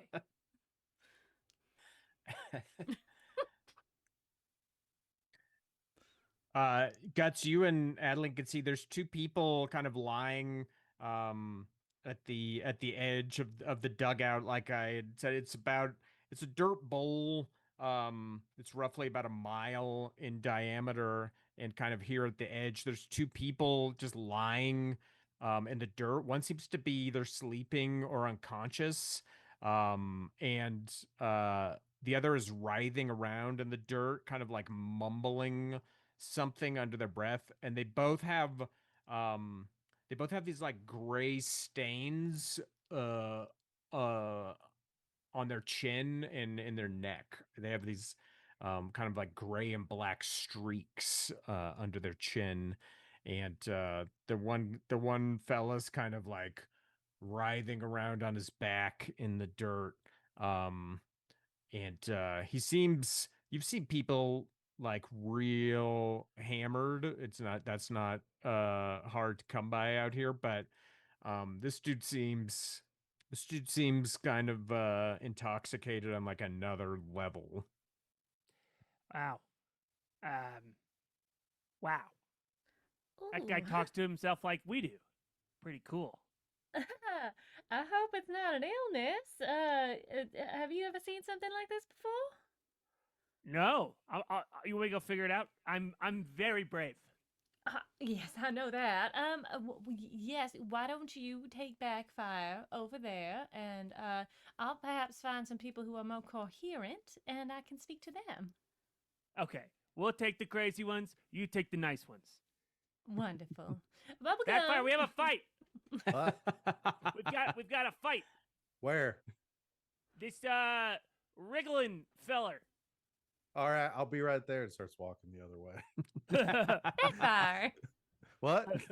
Go Guts, help I her. dropped. Oh, here it is. All right. Yep, I'm on my way. Guts doesn't check it. Is like walking ahead. Hey, Wrigley, little squirmer.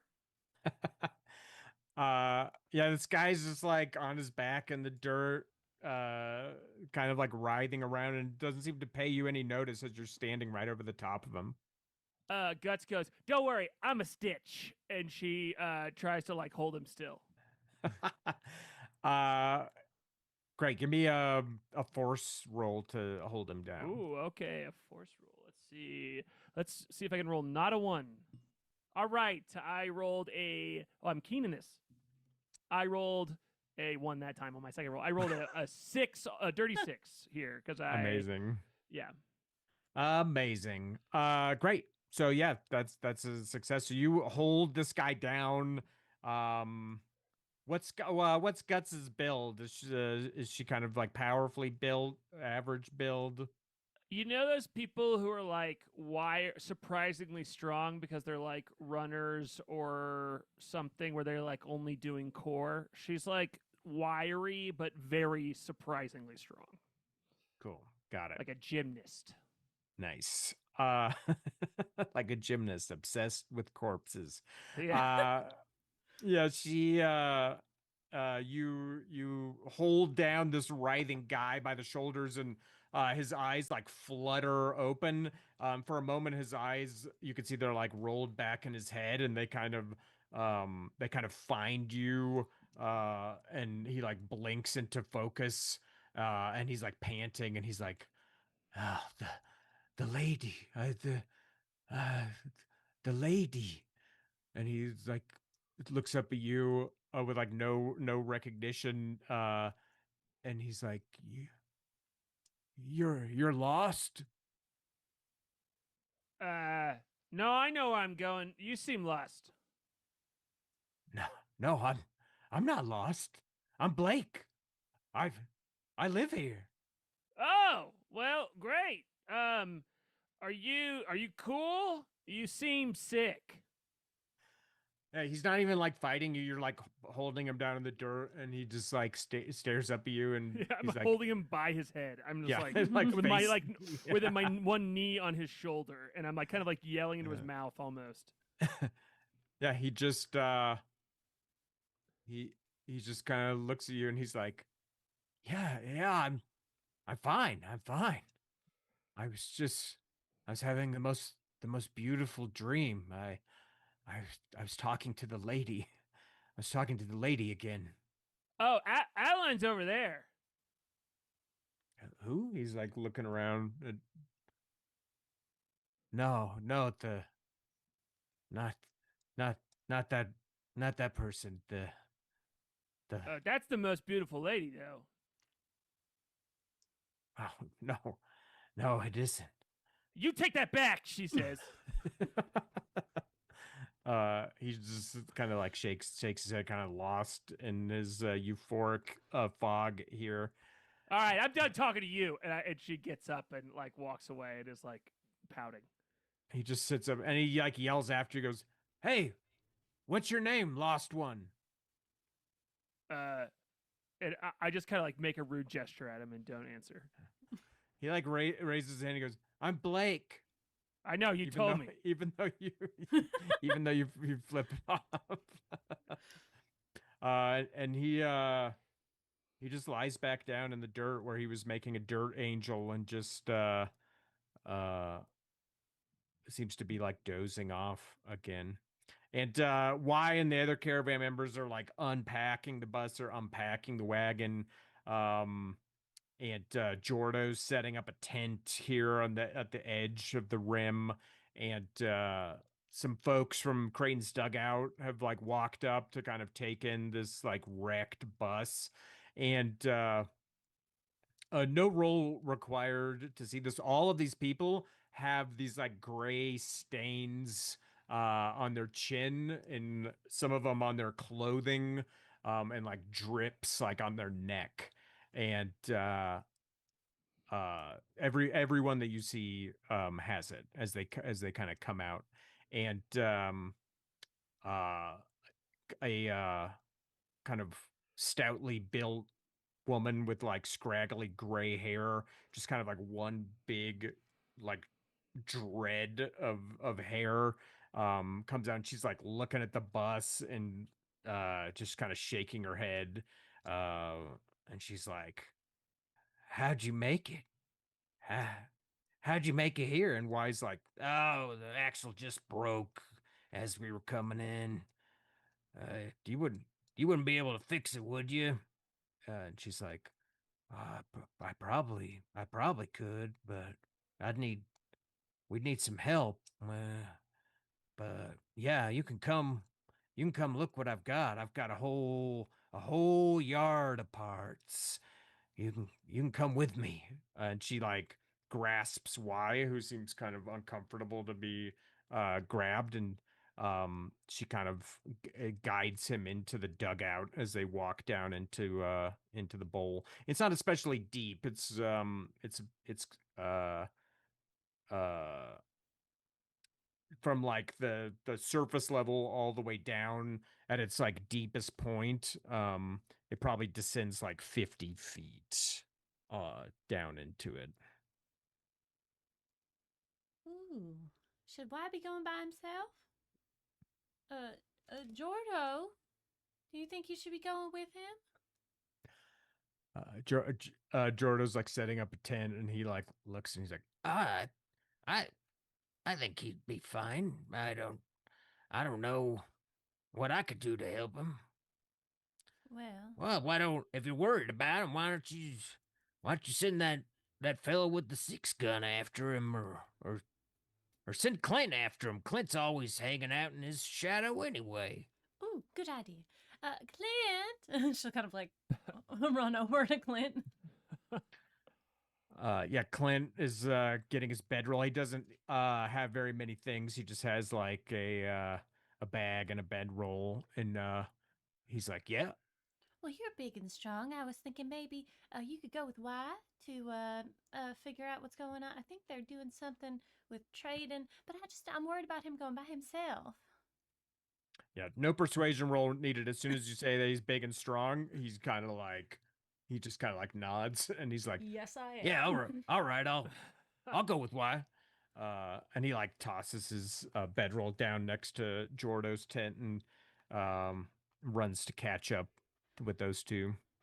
Hmm. All right. Oh man, looks like I missed the fight. You won though. You good?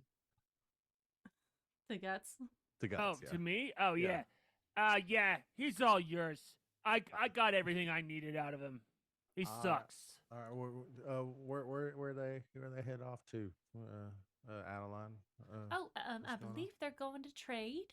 I'm not. What is happening over there, Guts? With the people on the ground? Yeah. I don't know. gray- They were sleeping. They're talking about dreaming about stupid people, and that guy's name is Blake. Blake. Wonderful. Anything else of importance that they said? Nope. Wonderful. Did Oh, it there's something about the seem- lady. There was a lady, but she wasn't as pretty as you. Oh, thank you. Um, well, it doesn't seem like they're sick though, right? I mean, they were acting weird, but I'm a bad judge of that historically. Very fair. That is why I wanted Backfire to go with you, and I see that did not happen. So, I just Um, had a hard time, lost something and couldn't find it. Took me a bit. mhm. But yeah, that's real weird. Everyone here is acting real weird. Yeah. Me Oh, too. thank God. Yeah. Yeah. I'm glad Well- that somebody else said it, because usually when I said it, it doesn't go well. Well, I That's- haven't seen you lay in the dirt before when the bus crashed, and then you lost something, and then you wandered off. Did you hit your head when you fell? No, I don't think it just a bit shook up. It's been a rough couple days travel, you know. But we're here, met safe, protected everyone, so did my job. Bubblegum leans in close. Are you scared of the dogs? Eyes the dogs. Hey, perfect. Oh my god, Raven's a paid actress. Definitely actually scared of the dog. Eyes them. Nah. yeah. Yeah. Well, perhaps we should go into the town as well, see if we can help with the parts, or get some supplies, and make sure Yeah. that the whole town isn't like this. Yeah, definitely a good idea. Not that I definitely have plenty of ammunition, but I could definitely use some more. Kind of looking for stuff for that. So yeah, in town sounds like a good place to start. Wonderful. Surrounded by Okay. lots of people between us and other things. Like the dogs. Yeah, like the dogs. And you look over and like I'm being kind of like tugged by a few of them that have a hold of the rabbit, and I'm like, get off of me! Let's go to a place where the dogs are not. But they're I love it. outside, so we could go inside. Let's go inside. Yeah, it's kind of the inside is just kind of like some little shacks and inside. sheds and tents and Mhm. yeah, rusted out vehicle hulks, but yeah, perhaps a little more inside than on the edge of the bowl here, especially as the shadows are growing pretty long and you watch as up the hill where Redcap passes, it's kind of like just growing darker and darker behind you the way you came. But you'd also know that to stay like inside of a settlement, like a town proper, or even a place like this, a lot of times they'll ask for trade in return, like per night. The common currency in this world is bolts, and they're just what they sound like, bolts and screws and things like that. Things that have like kind of a general use to people. That's kind of the core currency in this world. So most places they'll ask for like a handful of bolts to stay, to pitch a tent there. Although the bus and Jordo and Meb and Chara and Alfred, that seems like they're kind of like hanging near the bus and setting up their tents. But Sasha is has kind of sees that you all are heading into town, and she's kind of comes over to where you all are. Sasha, the The drunk. firewater enthusiast, the loud drunk, comes over and she's like, "Y'all going into town?" Yes. That's the plan. Yeah. Dogs are outside. We're going inside. Yeah, you mind if I walk with you? Oh, well, of course not. As long as you're not going to start a fight or anything. No, I'm not gonna. If anybody's gonna start a fight, she like tilts her head at Guts, like, No, I'm Guts not gonna doesn't start a start fight. them. She finishes them. I'm just looking for a bottle. That's all. If we see one, maybe we could all pool in, get us little something to sip on tonight. I love watching drunk people. That's good, because I love being a drunk person. Well, So a full bottle. Okay. Because there's an empty one over there. So if the prerequisite was just bottle, I found one. Oh, no, yeah. Looking for a full bottle, yeah. but that was very good, Bubblegum. If we need perhaps to collect some water, maybe you should go pick it up. It looks broken. Oh, all It is. right. Do you I, like I it? broke it. I broke it Oh, earlier. Yeah, yeah, That was the smashing sound. yeah. Well, then let us go. Why don't you lead the way back, Fire, since you are our protection? Yep, that I certainly am. Yep. Follow me. Somehow bubblegum ends up in front. I think Backfire does a thing. Like the Just thing- dancing and spinning. Well, Backfire does specifically like does the thing where like they don't want to make eye contact with anyone, so they like tilt the head. Like he doesn't want to make eye contact, so he like tilts his hat down and kind of show, which makes him look very intimidating, like coming into town, and like inadvertently makes him seem like more of a threat, and drawing more attention to himself by doing so. You're really Nice, just trying yeah. not to make eye contact. Yeah. I love It's it. perfect. And there's this weird little dancing figure out in front of Yeah. this like this this intimidating figure. So we look like a real weird group walking into town right Yeah. now. Yeah. Totally. Are all of you going? Mm-hmm. Yes, I Heading am in? at least Great. going. Cool. Bubblegum, did you bring your guitar with you, or are you leaving it with the Yes. other folks? Great. No, it never leaves her side. Nice. Cool. Then yeah, you kind of head in with Sasha, and there's some kind of folks milling about. You see people kind of like hanging out in the doorway of their tent or their lean-to, kind of watching you. Um, Everyone you pass by has those gray drippy stains on their chin. You pass by a woman who's kind of walking the opposite way, who's pretty like broadly built, and her clothes are just like rags.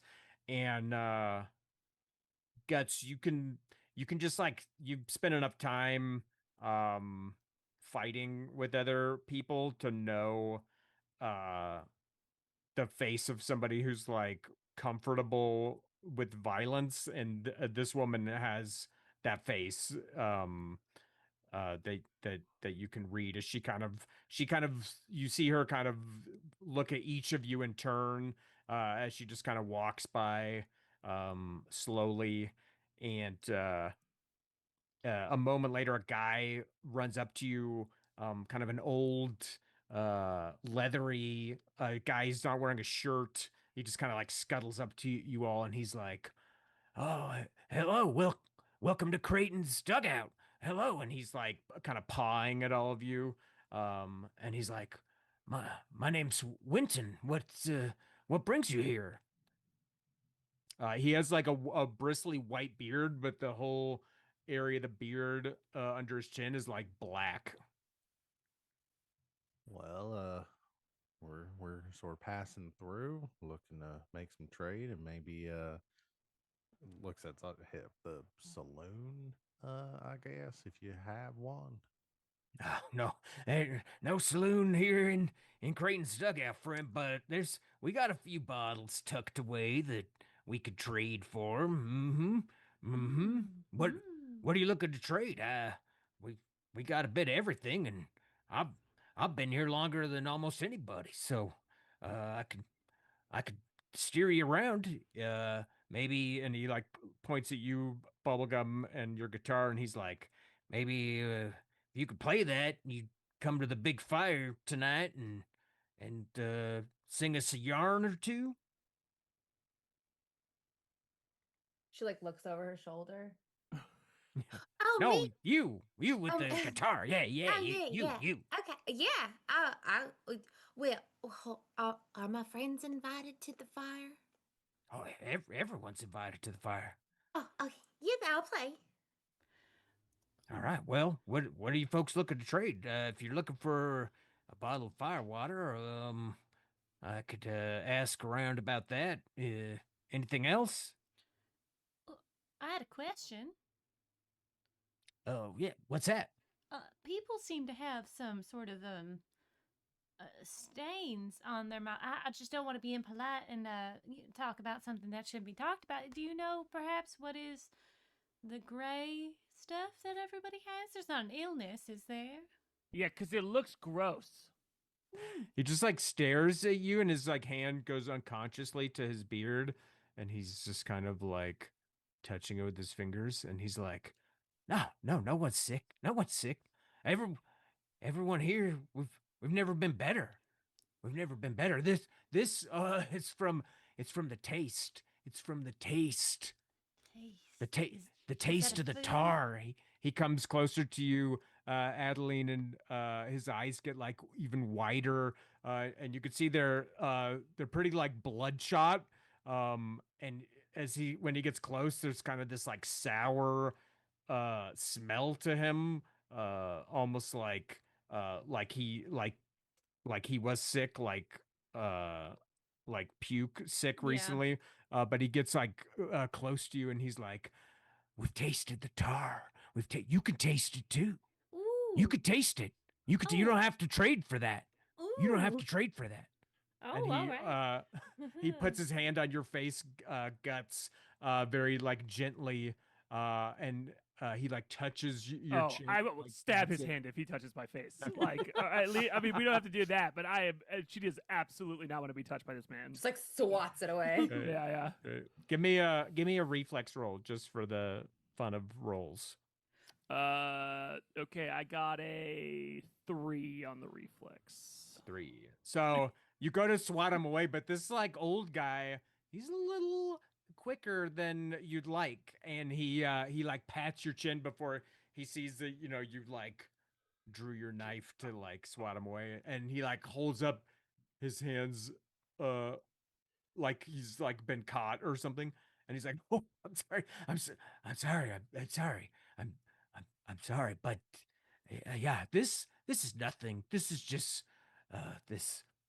And It's he's as if fine. he's like seeing it the first time. This like black beard hair, and he's like, "You'll see. You can taste it too. You can taste it too." Your tar sounds mighty tasty. We'll like to do our trade first, and then we Mm. will indulge ourselves in your finest tar. We After will? afterwards, Mm. after we've done everything else we need to do here. Mm. All right. Okay. I'll see if I could find a bottle and what Bullets. else were you looking for? Yeah, I'm pats my hip. Looking for some ammo or salvage around here. Some slugs? Yeah, yeah. Not a lot of slugs, but maybe somebody's got a slug or two. Oh, I'll find out. I'll find out.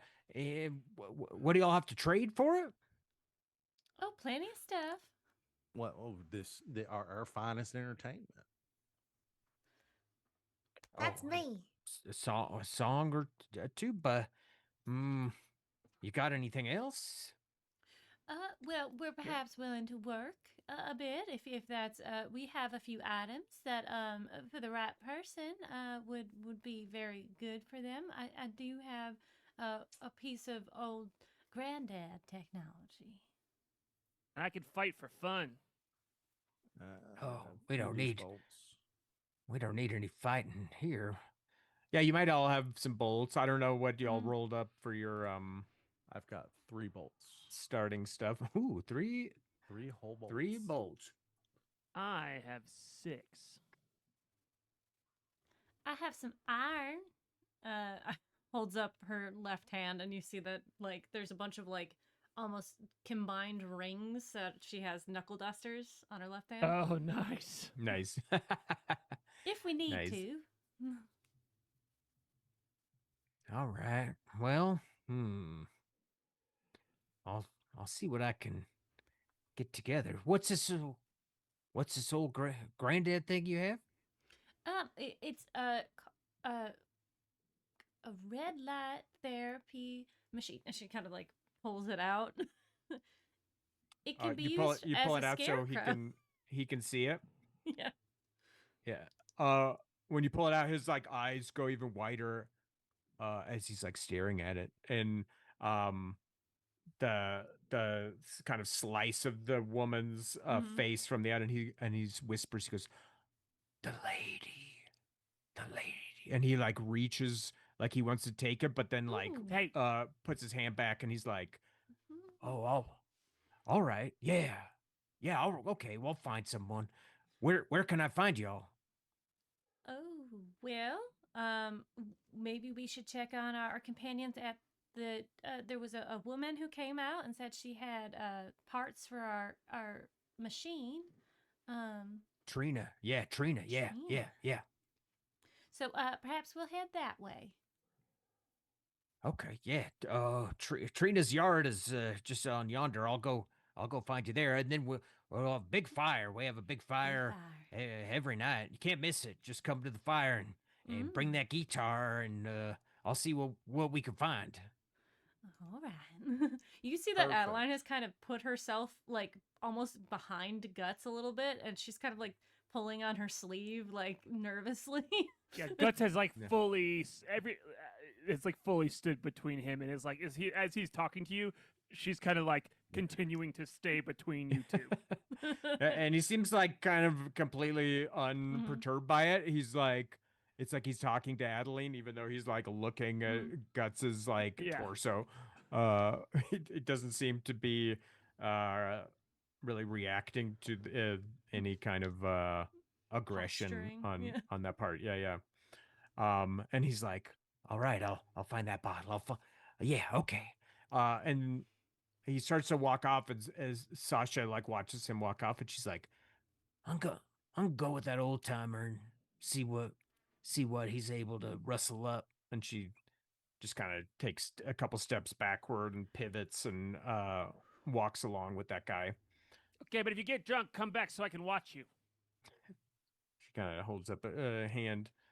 I don't think that old guy babbled his name, but his name is Winton. If he didn't say it, he would have Okay. said Okay. it. He did. Yeah. I I wrote it think he down. did. Yeah. Great. Okay, great. Well. Yeah, he kind of pointed to where you could find Trina's yard here. And you can kind of make your way through the shacks and stuff. Um, and there's like it could be ancient or it could be from your times, but there's a tower made of like metal, like scaffolded metal, that seems to rise up. It's like welded onto the side of a burned out hulk of a vehicle. And this tower rises up maybe 60 feet up off the ground. And there's a guy perched up on top of it. You can only kind of see him in silhouette as the sun is going down. You can see he has a bow and some arrows, and he's just kind of this like silhouette up on the tower, and he's just watching you all. You can just see his head kind of almost like a bird kind of following you as you pick your way through here to Trina's junkyard. And as she had said, there are thousands of rusty parts just all over the ground here. Kind of every shape and function that you might want.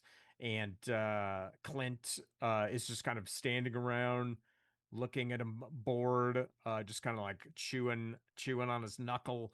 And Y and Trina are kind of looking at parts and kind of talking as you go in here.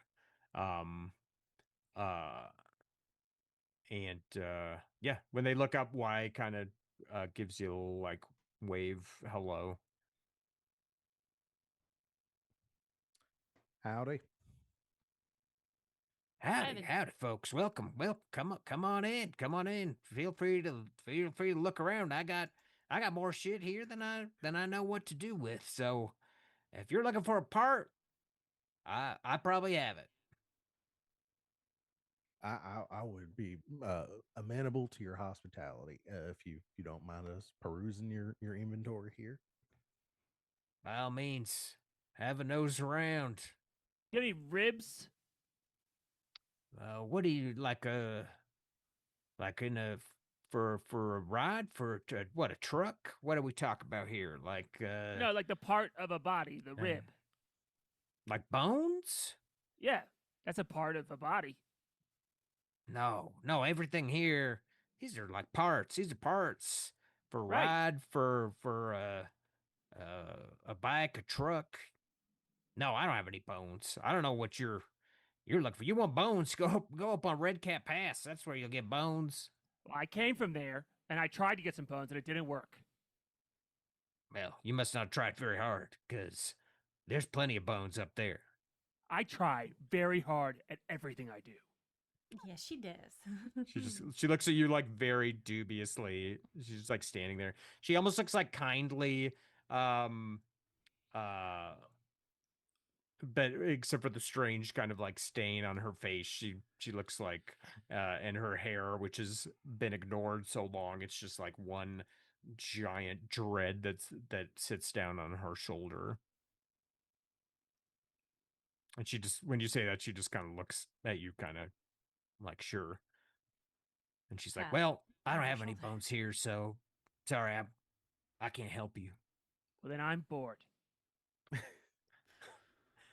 Well, you have to go entertain yourself. There's about to be a fire, and folks will come all around for that.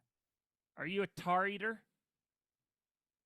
She like kind of gets sobered up a bit and like stares back at you, and she's like, "Of course, I've tasted the tar. We've all tasted the tar here." Well, I haven't. Well, you should. You wouldn't be. I'll tell you what. You wouldn't be bored anymore. Well, I'm not going to take advice with someone who doesn't have any cool bones. Well, I'm not in the business of advice, so you don't have to take it. Well, you should be in the business. Oh, she kind of is like business bones. And why like steps between you? He's like, Guts, why don't you go back and to the bus and make sure that the oxen are being picketed to graze. All right, why don't you just go on back there? And he gives you a look like, do not fuck up my trade right now with with arguing with this lady. Just, he's like, just go, get out of here. Okay, but I'm not going to help with the oxen because I don't know how to do that. But I will leave. Well, go pretend. Okay. GM, have I seen any shades yet in this town? Oh, have you sensed any? Mhm. You haven't heard any. You can't see them. They're invisible even to you. You can only hear them if they talk, and they can hear you when you talk. They can hear other people when they talk too, but they can also hear you. But your shade, she's currently like possessing you, so she can't like, she's using your senses. But if she were to leave you, she can also sense shades, but you have not heard anyone here in this town, no. Well, perhaps we should, Guts, if you can maybe find a stone or two to throw at something. Maybe we could just wait here a little bit longer so that we can get our supplies that were meant to be brought to us. I love finding stones. That's very nice for you to suggest that. Would you find me a stone? Oh, yes. Wonderful. She goes running to like scatters somewhere else, and it's like, okay, stone time. Yeah. Just saddles up to backfire. Oh, well. I'll try to be as quick as I can. That's all right. I just, new place. Don't know what's happening with the whole taste thing. The bonfire sounds fun. But I'm a little concerned if this taste thing is kind of. Have you ever had? There's something. Is there like moonshine? Firewater is like the most common thing that everyone drinks. Just basically, it's basically like moonshine, just like the rawest liquor. That is commonly what people drink. Yeah, I've had some people make some fire water that is a little bit more intense than others, and they act very strange on it. So I'm wondering if that's perhaps what's going on here. Perhaps they added some clay to it, which has made it the gray, you know. Yeah, yeah. You see, so you think you've had like a premonition that they're drinking some bad fire water here. And that's what's going on. Yes. I don't think Uh, that we should drink this, but that is just I can't tell anybody what to do, but that yeah. is my. I also, just to be clear, do not think that we should taste the tar. That was a ruse, in case nobody picked up. That was a very good lie, Backfire. Thank you. I was very proud of it in the moment. Love it. So Are you you going? won't be Are you tasted. going away, Guts? Oh, I just imagine myself as they're having this conversation, like moving around behind them, off camera, and being Yeah. like, Yeah. okay, Just Yeah. like flitting is back that a on rock? to for the best camera rock. every That a now and rock? then. Yeah. This one is this one prettier? I don't know. Yeah. Nice. Cool. I have a game mechanics question. So I have the black hand talent that lets me craft slugs as well as bombs and stuff. Um if I hunted around here, could I maybe find something that would let me craft? You could get some scrap. Let me remind myself how you make slugs. Give me 2 seconds. You I will. think Grant's in the chat. He could probably answer that Grant, question. tell me how to craft slug. It's been a minute since anyone has used this black Yeah. hand talent. It's cool, cool talent. I think you make bombs too, right? Yes, it's like It's a Yeah. very bombs, cool bomb thing. arrows. Yeah, it's pretty cool. I know you would need scrap, so why don't you give me a focus roll to search through Got it. Trina's yard. You would need black powder, I know that Okay. for sure, but let's see. And my thought process too is because I imagine she wants trade for her stuff here, is that maybe if I find enough that I can make some, she keeps some, I keep, pay her with my talent.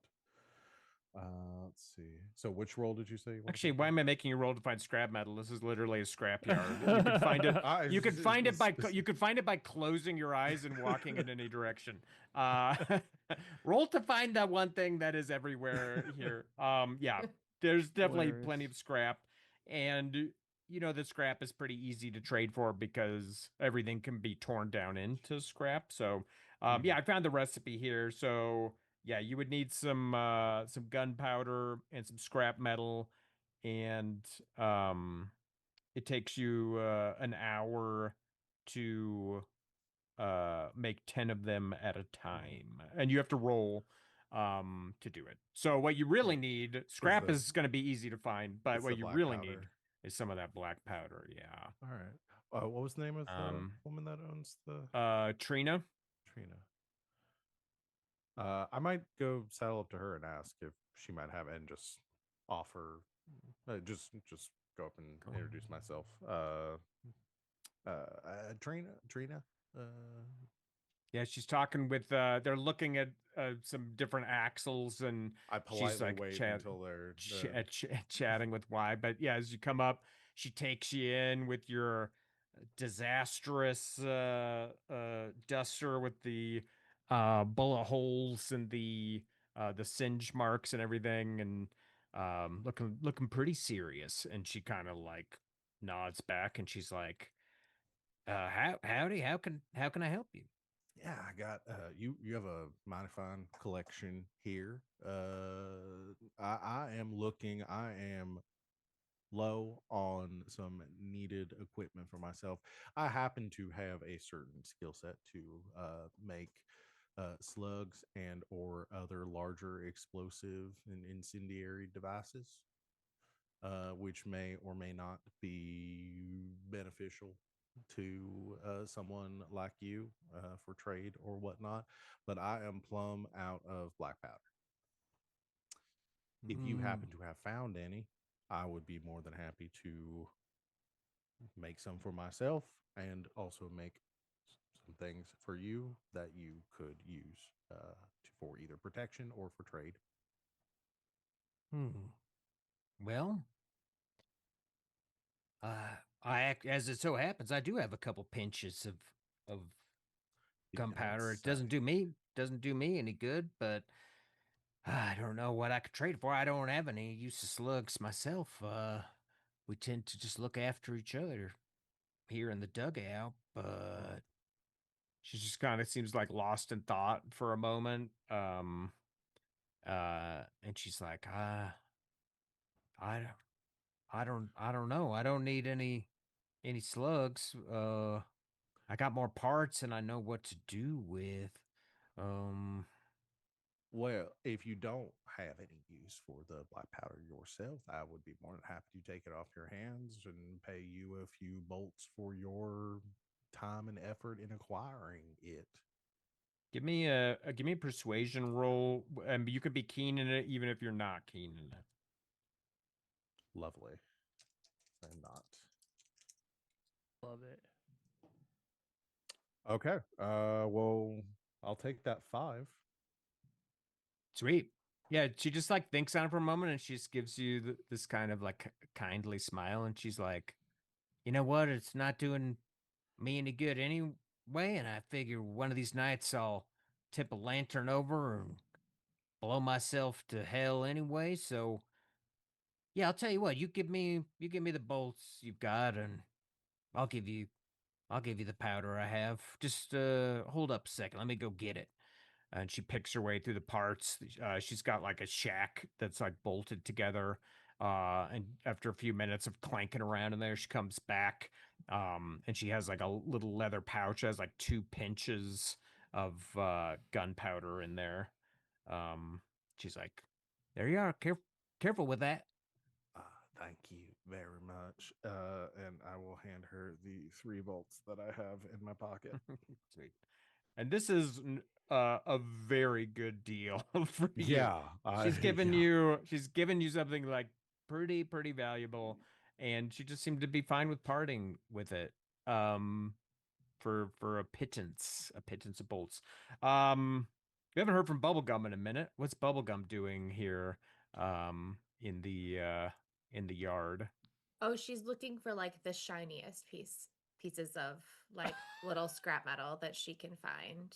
And when she finds a couple um that are very like shiny, maybe like a little like broken piece of mirror or something that's like amongst everything, she just like walks up to Trina and she's like, "Can I have these?" They're just like Uh, little tiny like little pieces, shiny just like bits. little Yeah. shiny bits, like she's like She just dusted looks off. at it and she just like shrugs. She's like, "Oh, hell yeah, you just take that. That's just broken. That's that ain't worth nothing to nobody. You gonna play that guitar for us at the fire?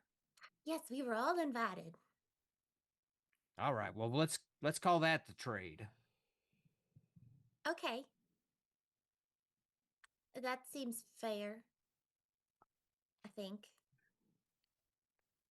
Uh, yeah, she gives you the yeah, it's a broken. We'll say it's a half of a mirror that's been broken and shiny, although it wouldn't have much use to anyone else. She like rips a little like piece of fabric off of her skirt and like wraps it around there, like ties it, like fashions it to her like little to her little like skirt of like random fabrics and odds and ends that are like on over her pants. Perfect. And she shakes Oh, her yeah. hips and it like clangs against all the other things. Like a walking wind chime or Yes. something. I love It's it. just, yeah, it's just like she makes a whole lot of noise. She just jangles everywhere that she goes until she doesn't. Love it. Love it. Cool. Um, great. Well then, yeah, Y is going to finish up with the ins and outs of this axle. If you want to make slugs, we'll say that you have the scrap metal, um, and it would take you an hour to make a batch of 10 of them, if you would like. And you would just need like a place to. You could make them maybe back on the bus. No, you want. yeah, we don't have to rush to do it right now. But I think feels a little more secure having this and like tucks it. Probably has like a little tin or something, kind of like tucks it down into and tightens up. And like, we'll be working on that later. Cool. Yeah. Actually, I'll roll, and I'll tell you how much scrap metal you get just like as a freebie here. Okay. We'll say you get you have 8 pieces of scrap metal. Excellent. And how So if many you want pinches? more, you have 2 pinches of gunpowder. 2 So pinches. yeah. Okay, cool. So you can make 2 slugs. Got it. Is basically what the recipe is here. All right, great. Yeah, as the sun's going down here and it's getting dark, lanterns, oil lanterns are being lit, some torches are being lit here in the town, and yeah, people are kind of coming and going. Did Winton come back? Winton has not come back yet. Oh. Well, Can I come back with rocks? Yeah. No roll required. We'll just say you found some pretty choice rocks. what'd you find? Rocks. Ooh. Yeah, I think these 3 are for you, and I'm gonna keep the rest of these. 3? You don't need to give me one. Well, I can't decide between which one's the coolest, and so I just thought I'd rather than decide and get it wrong, I thought you just deserved all of them. Oh, well, Guts, that is so kind of you. I love my little rocks. Good. I think this one's my favorite. It's a little shiny on one side. I love rock too. All right. She puts it in her Okay. pocket. And she just like turns and walks away like very directly and stands a little far away from you and then turns back around. Love it. Shall we go to the fire then? Yes. Yeah. Let's do that and not taste the tar. Right. That's what we're doing. Got it. I don't think it wise that we do. Don't drink anything anyone tries to give you. I can't promise that. I know. Cool. You're gonna head to the fire, the big bonfire. Mm-hmm. Yes. Great. Yeah, you I'm you supposed kind of to be there. That's right. You've got the guitar. You can make your way as they're getting the fire just started. They piled on a bunch of dried brush and some splintered logs, and it's kind of just catching. And there's some benches made from wood, just like half log benches, and there's some folks kind of sitting around and gathering. And as you walk up, Winton hurries up to you, and Sasha's walking behind him. And Sasha has a can of firewater that she's sipping from.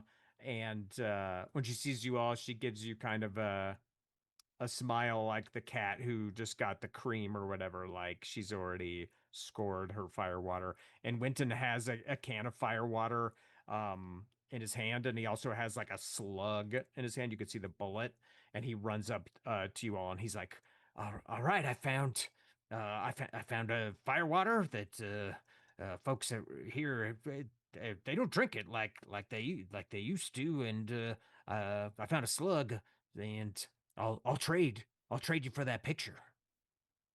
Oh, well, what do you all think about that? What can I? Adeline, Yeah. you seem very attached to your granddad Tech. I could give him some bolts instead. Well, I don't mind. I know that it can be worth a lot to the right person, so. Well, if you don't want to part with it yet, I can give him some bolts instead if he'll accept that. All right. I could also kill him. Ooh, we don't need to do that.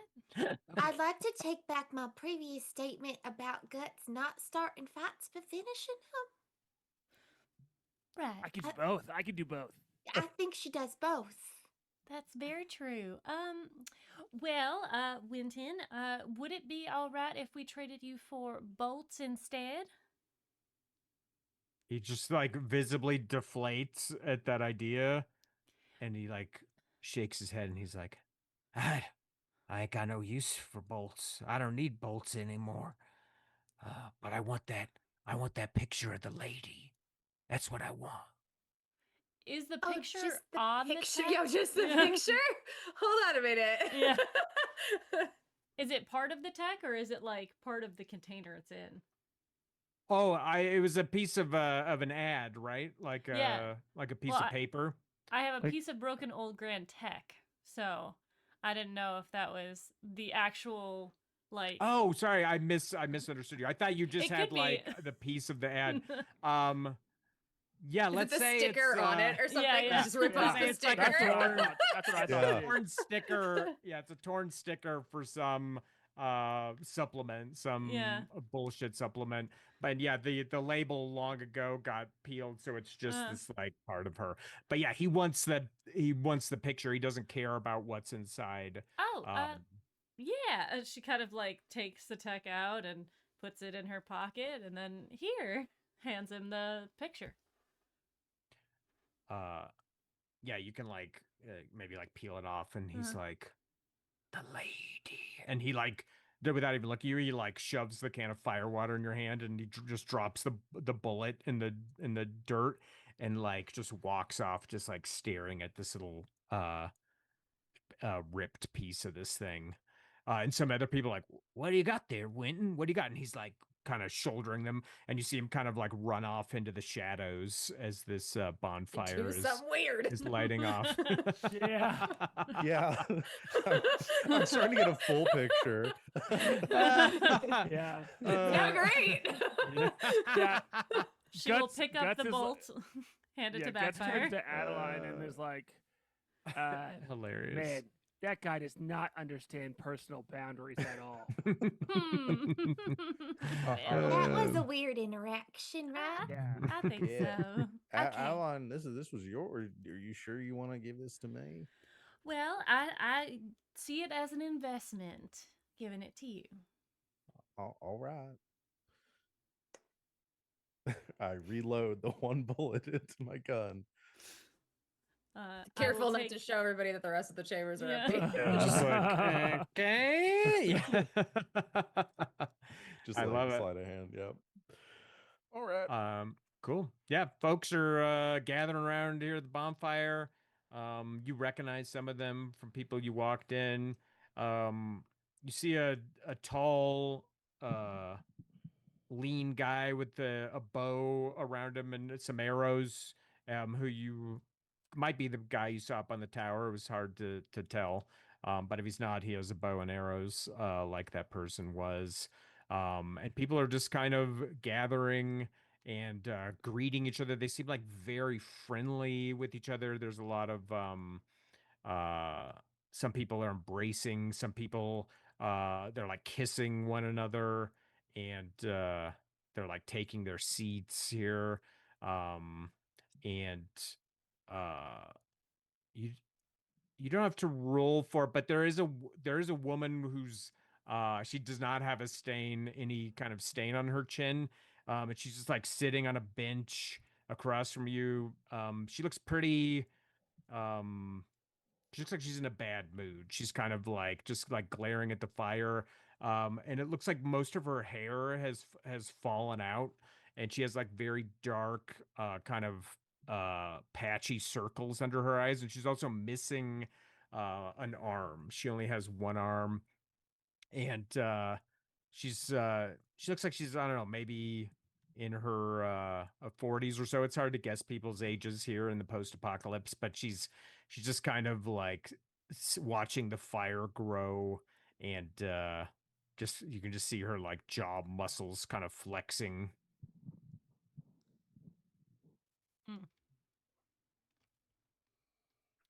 Bubblegum will Find. set up. Mhm. Find somewhere, sit cross-legged. Start tuning her guitar. Nice.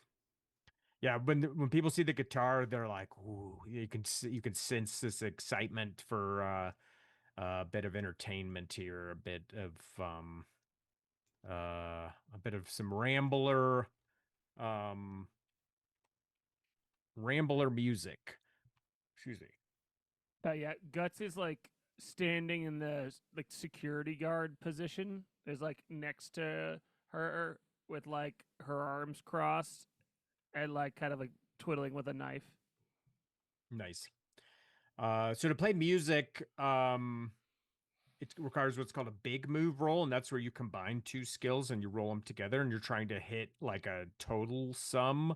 So to play music, you make a big move, focus, and coordination roll, and you're trying to hit a total of 7. So you make the two different skill rolls, and if you're like keen in one of them, you would roll 2 and take the better result.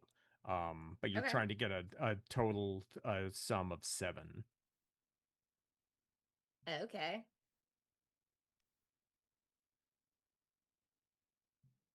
Okay.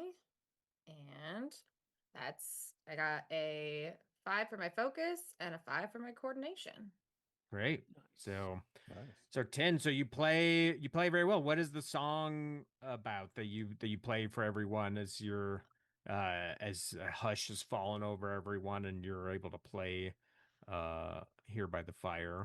Oh, well, her voice is very like early Taylor Swift. And in that vibe, we're going with to the tune of like our song.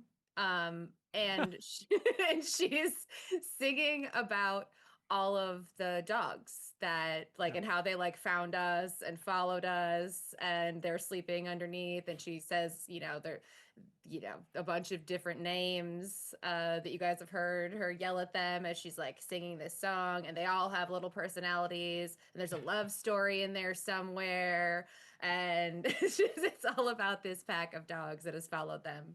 Amazing. Yep.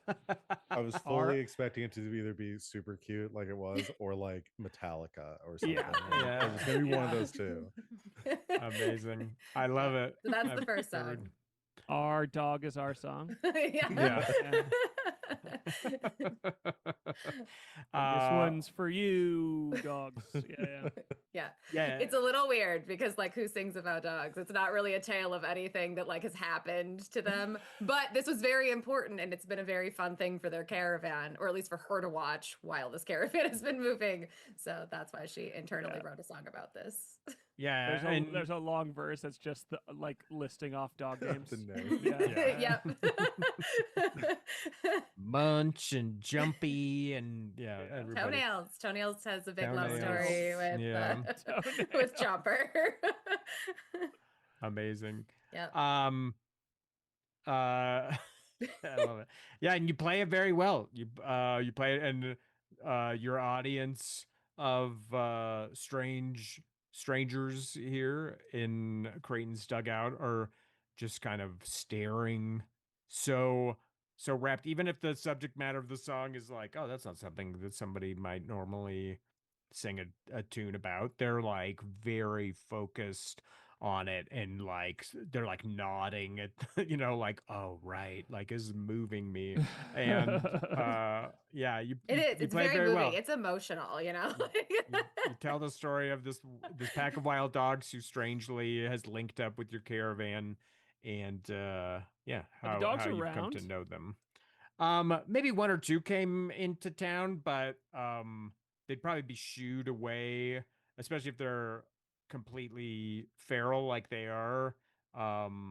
They're a lot of times more of a pain in the ass than they're worth. And there's also some dogs that are here and are tame, and so it just causes fights and problems. So Gotcha. maybe if you tried to come in, but you would wager the bulk of them are probably back with the bus with Jordo and some of those people. And it looks like not everyone from your caravan came here to the bonfire, but Sasha is here drinking from her fire water, enjoying the music here. And Y and Trina have showed up kind of late and are kind of also listening to the song here. Nice. And Adeline, you hear after the song has finished and everyone's like murmuring, Cecily says like inside your head, she just very like quietly says like, I don't like this place. I'm getting some strange vibes as well, my little one. Have you sensed any of our friends nearby? Perhaps you want to pop out and see? Mm, I don't know. Aren't aren't you leaving soon? I don't want to get stuck here. Oh, I promise I won't be leaving you behind. You are my friend and you are my companion. So to get her to leave, actually no, just give me a persuasion roll. This isn't Okay. like a force roll. Just Yeah, give I'm me a not. regular persuasion roll. I would never want her to leave on not on her own accord. What am I? So is that just mental? Just persuasion. Oh, emotional. Okay, got it. Yeah. 2. Two.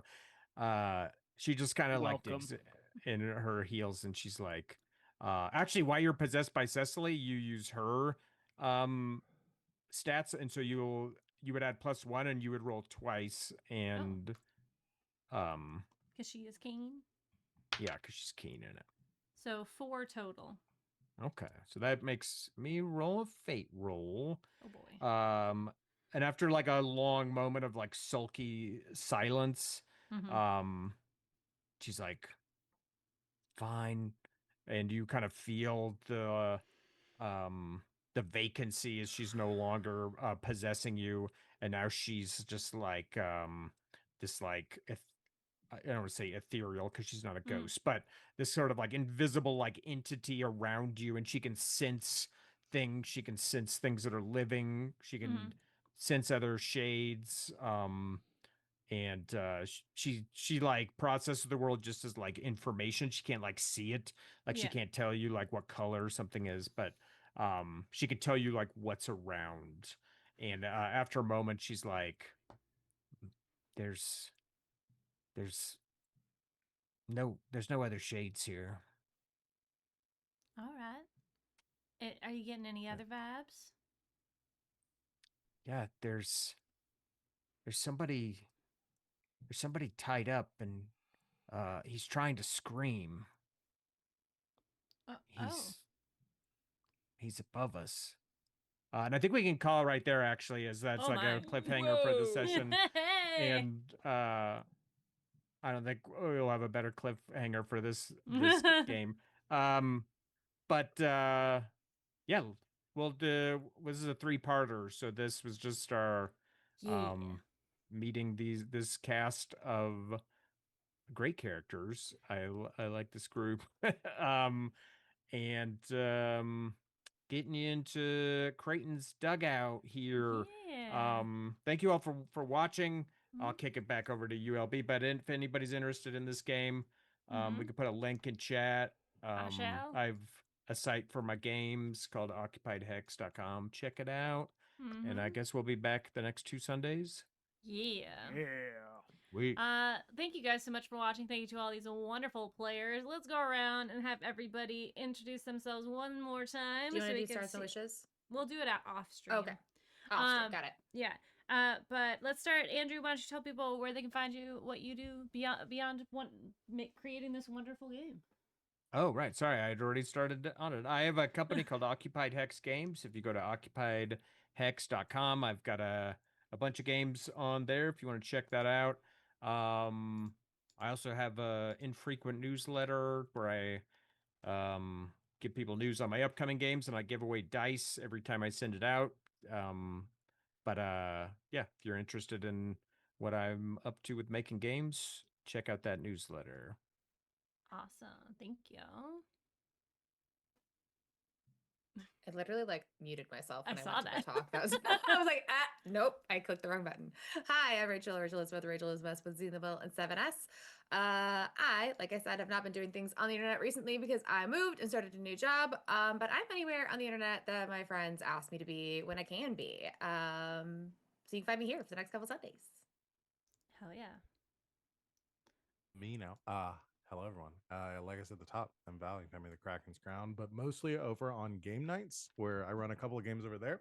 Playing Blades in the Dark on Saturdays, where we are just hit our 60th session of it. Woo! We've been going for a bit there.